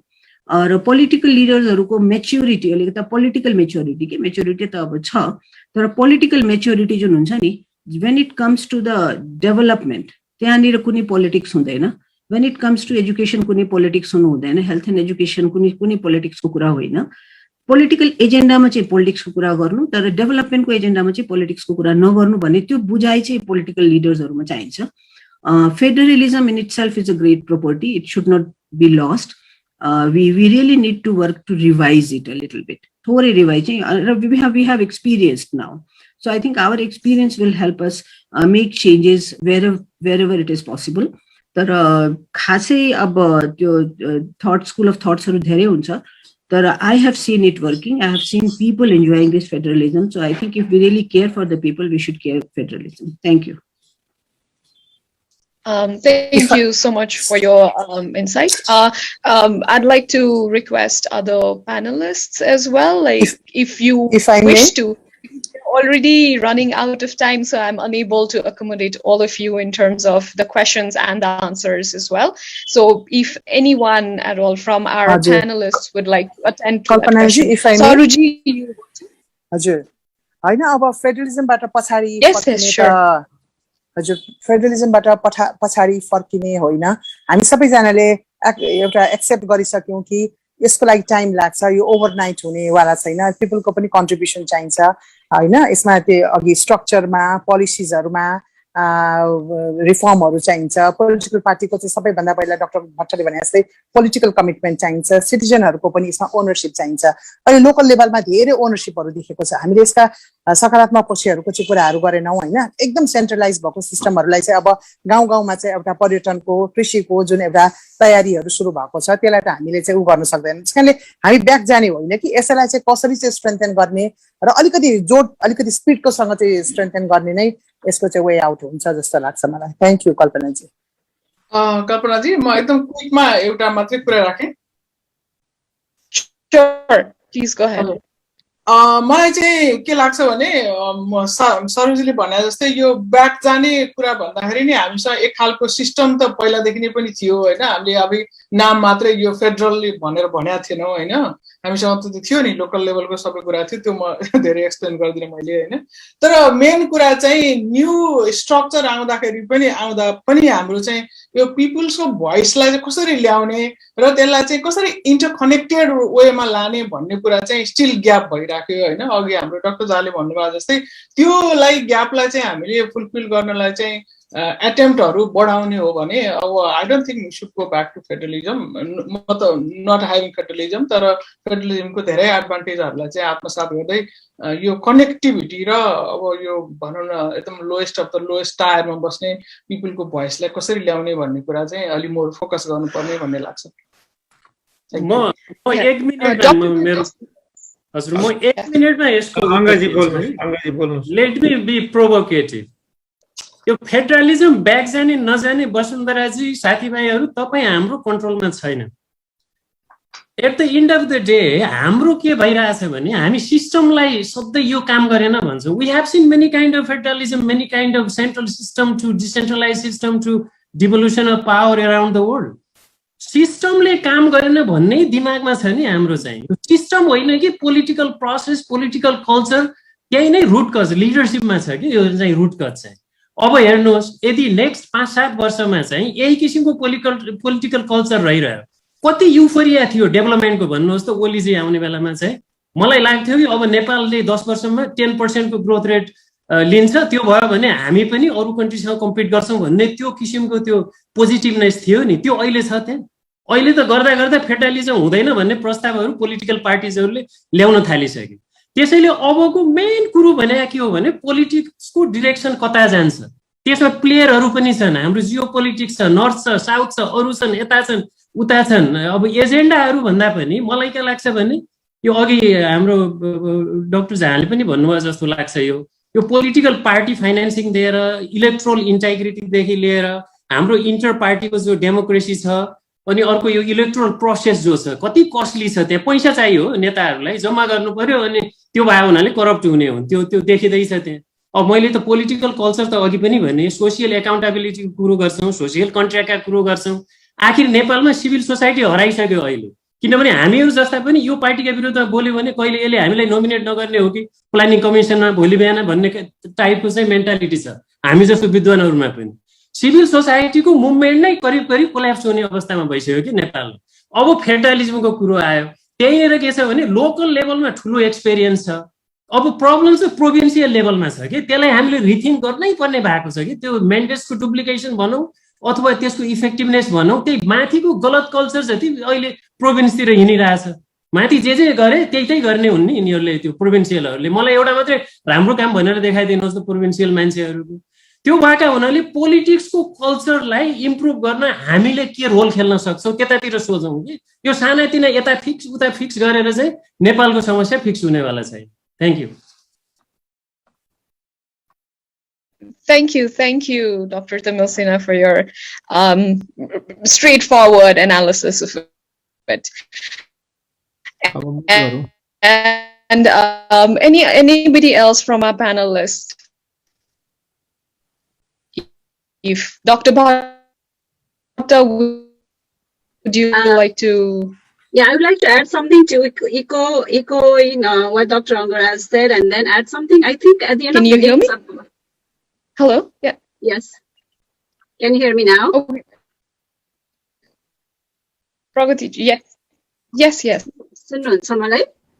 सुनिहाल्छ Okay, I want to echo into what Dr. Angar said, and I totally agree. And I think at the end of the day, it's about not having accountability to your constituents. हाम्रो देशमा चाहिँ अब यो political literacy छैन नि त, अनि हाम्रो जनताहरूलाई पनि what are their rights and responsibilities भन्ने त्यो पनि अलिकता छैन. त्यसले गर्दाखेरि they don't know what to expect from their leaders, हैन. जस्ट जे गरे पनि नेक्स्ट टाइम पनि उनीहरूले भोट दिने नै उनीहरूलाई नै हो. त्यसले गर्दाखेरि लिडर्सहरूलाई पनि एकाउन्टेबल हुनुपर्ने छैन र जनतालाई पनि थाहा छैन कि कसलाई भोट अनि एजुकेसन नभएपछि त who is profiting? It's the leaders. Like they always keep on profiting by their constituents not being politically literate. Thank you, Pragati ji, for sharing your views. One last one maybe we can have from the panelists. Dr. Bhatta, would you like to add anything? Yes, thank you, Gopalji. Look, I've listened to all this discussion. It's really fantastic, and I think there's a rich vein of ideas that have come forward. I completely agree with Timil Sinhaji. There's no going back. I mean, we are where we are now. But at the end of the day, and this happens across jurisdictions all over the world, what we need to do is to make sure that the whole basis of how we do things in Nepal right now is running on a system where we have political parties that are actually putting forward the agenda. Look, in terms of development policies and all that, it is the political parties, it's the government in power that has the right to say, this is what we will do for the country, because they got elected. That's the whole basis. The previous government system where we had the king was not an elected one. You couldn't actually say the king had a right to say this is what was going to happen in Nepal. But the political parties that are in power do have a right to say we are elected and this is what we will do. It's up to the bureaucrats and the others to actually make that happen. So the question is not let's change the political system. The question is more about let's change the political parties. Let's change the way in which they operate. And that was the notion of the political party culture that we've talked about. This is evident in Bangladesh, in a whole lot of other countries. Look, in Bangladesh, the stuff that's going on between Sheikh Hasina and Khalida Zia has gone on for decades. It's just these two women that are bickering over each other, that refuse to talk to each other. And you have this kind of a political system in that country. And the worry is at some point this might happen in Nepal as well. So what you really need to do is to do what organizations like UNDP are doing in Nepal right now, is actually through their parliamentary support project, they're working on talking to and advocating and making people in the political parties think differently. And that's what's going to get you the ways of changing things. Of course, it's a big thing and there's a lot of time that it will take for it. But I really do think that if you change the way in which political parties operate, and there are some common norms of how they behave and what kind of democratic ways of doing things, they need to listen to that. They need to actually adhere to that. That's what will actually get the country moving in the right direction, in my own 2 cents. And thank you very much for listening to me. Thank you, Dr. Bhatta. And with that, we come to the end of our program today. Thanks to everyone who participated. And with that, I hand this over to Dr. Ambika Giri. Over to you, Dr. Giri. Ambika Adhikari, sorry. Adhikari, sorry, I'm very sorry. No, that's okay, Kalpanaji, that's perfectly fine.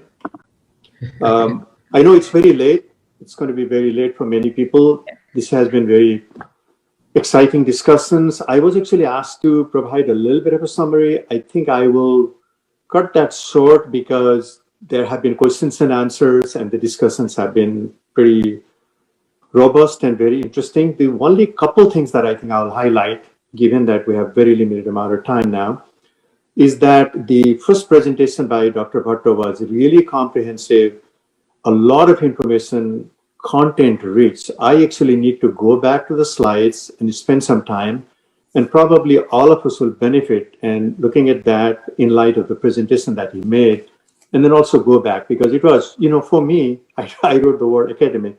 It was almost like a course that you could really learn, but also he had a lot of insights into that.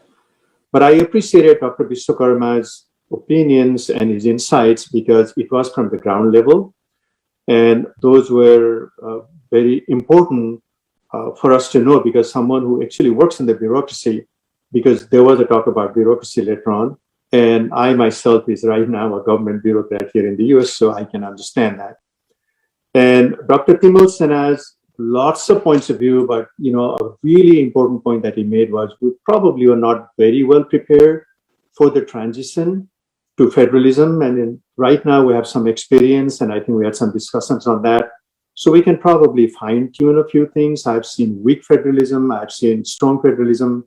For example, in Canada, it's pretty weak federalism. The state have a lot of authority. In the US and in India, it's pretty strong. The center wields a lot of authority. And I know Nepal was a federalism by disaggregation rather than federalism by aggregation that happens in many other countries. So obviously there's a lot of room to learn by doing. And that's something that I think we can really look at it. Dr. Pragati Pandey's real life situation and the COVID response, I think is something that it's happened to us. It's life and death, something that everyone has to really look at it. And Dr. Vasundhara Bhattarai's very important insight that even if there are disadvantaged groups, not all the disadvantages are equal. So we really have to realize that, because sometimes we just put everything in one bulk. That is not actually true. And Ms. Saru Joshi talked about the federal architecture. I won't go into that because we had some discussions on that, but she had amazing stats on some of the issues that are happening to us, and then also on how we can get into the middle income category. So that was greatly appreciated. And then we went to some idea that some of the corruption is by compulsion. People don't have enough. So one of the things that many countries that have done is they have actually paid their bureaucrats and people who work in the system quite a bit, so that, and then the regulations against the corruptions are also very strong. So that works in tandem. But Dr. Usha Jha, I think, summarized it all. The appreciation that I had for her is she said she listened to everyone and she committed that she's going to consider that going forward. हामीहरुको लागि त्यो कुरो धेरै नै important कुरा हो, किनभनेदेखि यो जसले सुनिदिन्छ अहिलेको यो नयाँ कल्चर चाहिँ मैले नेपालमा देखेको एकदम खुसी लाग्दो कुरो चाहिँ अब अलिकति एकाउन्टेबिलिटी बढेपछि it's not that the people in power are them and the rest of the people is are different groups of people, so they listen, and that really helped us a lot. अब मैले एउटा दुईटा एकदम quickly थप्दा चाहिँ मेरो आफ्नो एक्सपिरियन्समा म अब नेपालमा युनिभर्सिटीमा पढाएँ, अरू दुई चार ठाउँमा विभिन्न लेभलमा प्राइभेट सेक्टरमा धेरै काम गरेँ इत्यादि। अहिले म गभर्नमेन्टमा काम गर्छु, लोकल गभर्नमेन्टमा। एउटा कुरा अब नेपालमा हामीले देखिरहेको कुरा, म अर्बन प्लानिङको स्टुडेन्ट र इकोनोमिक डेभलपमेन्टको स्टुडेन्ट भएको हुनाले लोकल गभर्नमेन्टको चाहिँ धेरै नै रोल हुँदो रहेछ काम गर्नलाई। यहाँको पनि मैले देख्छु कि पहिला अब अमेरिका आउँदाखेरि ब्याङ्कमा गयो भनेदेखि ब्याङ्कको टेलरले नै तपाईँको सब कुरा सकाइदिन्छ, युनिभर्सिटीमा युनिभर्सिटी प्रोफेसरको सेक्रेटरीले नै तपाईँलाई final decision majority of the ठाउँमा चाहिँ दिइदिन्छ। So I think those are some of the things I think in Nepal are going to be very important. अब हामी लोकल गभर्नमेन्टमा डाइरेक्टली पिपल प्रति एकाउन्टेबल, पिपल पार्टिसिपेसन, बजेटदेखि लिएर सबै कुरा लोकल ट्याक्स बेस र केही मात्रामा मात्रै बाहिरबाट पैसा आउने र अथोरिटी टु इम्प्लिमेन्ट भएकोले चाहिँ लोकल गभर्नमेन्टहरू यतातिरको युएस क्यानाडाको धेरै सक्षम छन्। Probably that's one thing that we can really learn in Nepal कि लोकल गभर्नमेन्टलाई इम्पावर गर्दाखेरि अहिले जुन हामीले डिसेन्ट्रलाइजेसनको कुरा गऱ्यौँ, the buck has to stop on even a low level bureaucrat. त्यसो हुँदाखेरि त्यो माथिसम्म गएन भने करप्सनको ठाउँहरू पनि त्यति रहँदैन र ई गभर्नेन्स हुने बित्तिकै when there is kind of distance between the client and the bureaucrats, त्यो करप्सन त्यताबाट पनि घट्छ। On the whole I think it was an amazing program. मलाई अहिले केदारजीले चाहिँ यसको कुनै एउटा रिपोर्ट पनि गर्न सकिन्छ कि भन्नुभएको छ। I'll get back to Vijayji and Chudaji. If there's something we can do, because we have a record, and I've also taken some notes, it will be a good information for everyone in the long run. So in the light of timing, I really appreciate a little bit of opportunity to speak, and I thank everyone. And back to you, Vijayji or Chudaji or Kedaji. Thanks so much, Kalpanaji. अब नलिनीजीको voter के बोल्नु छ, विजयजीले बोल्नु कि छैन छैन भाइ केही छैन। ल अब नलिनीजी तपाईले कन्क्लुड गरिदिनुस् न, टाइम धेरै हो तपाईहरुको। कति खगेनजी बसिराख्नु भयो, ढल्न आँटिसक्नु हो, 2 बज्न आँटिसक्यो। थ्याङ्क यू है। हाम्रो त टाइम छ, तपाईहरुको टाइम छैन। हामीले अमेरिकाको साथीको हेरेर अब टाइम बचाउँ है अब। ल thank you. Same here. Khalid, back to you. Namaste, thank you. Good evening, good morning, everybody. मेरो नाम चाहिँ नलिनी सुब्बा छेत्री हो. म चाहिँ क्लिनिकल एसोसिएट प्रोफेसर हो यहाँनिर एरिजोना स्टेट युनिभर्सिटी.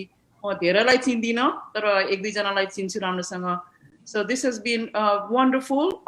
Actually, म युनिभर्सिटीमा पढाए पनि यहाँनिर एज अ प्रोफेसर. म नेपालमा चाहिँ 12 वर्ष काम गरेको थिएँ. राप्तीमा अनि महोत्तरीमा अनि कास्कीमा अनि एज अ कन्सल्टेन्ट अनि Dr. Usha Jha, मैले त्यति बेला in the 80s, late 80s र 90s मा NPC को member Dr. Manmohan Sainju, Dr. Balgopal Vaidya, Dr. Ram Yadavहरुसँग पनि मैले काम गरेको थिएँ. So it's nostalgic पनि भइरहेको छ. In many ways, a lot of things have changed, but in many ways, a lot of things have not changed in the past 30 years. So that's my takeaway. And I'm really honored to give a word of thanks to everybody for the Nepal Policy Institute and also for ANA for organizing this. And I understand that also there were members from IFMO and CDC. And at one point, we almost had 40 guests who participated. And this was a very robust discussions and debate that was absolutely wonderful. I had fun reporting at the chat also, and I was thinking my doctoral students should come and participate in this because this was such a robust intellectual debate. I want to thank Dr. Gambhir Bhatta for this insightful, also very robust, intellectual laying of the land of what federalism and what was all about, and also the rule of the law. To Dr. Manmohan Bahadur BK, he's not here, but also for his pragmatism and the way he actually laid it out and rebutted Dr. Bhatta. And I really appreciated Dr. Timur Sinha's approach to anti-corruption. And Dr. Pragati Ghimire is passionate about what she wants to do. I really see eye to eye with her. Basundhara Pattarji, I also work a lot on gender and issues. So you also, we also, I guess, cooperated on that. And Sauru Joshi is also, my idol. I mean, I love the kind of passion and work she has. And of course, Dr. Usha Jha is such a role model and such an intellectual giant. And it is always an honor to have her be part of it. But also to Kalpana, she is one of a young, intellectual, upcoming kind of person that we see and we're very proud of. And you did a fantastic job of moderating the whole session. And I think to everybody here who participated directly and indirectly, because there's a lot of work before this happens, particularly Kedarji and others, and Ambikaji and others who did this. Thank you so much. And all the leaders, including Kanalji and Dakalji and Bhattaraiji, Adhikariji, all of you. Thank you very much. And with this, I officially bring the close to this webinar to a close. But I think it will be okay if people are willing to stay on for a little bit longer. Thank you. Thank you. Thank you so much. Actually asked to provide a little bit of a summary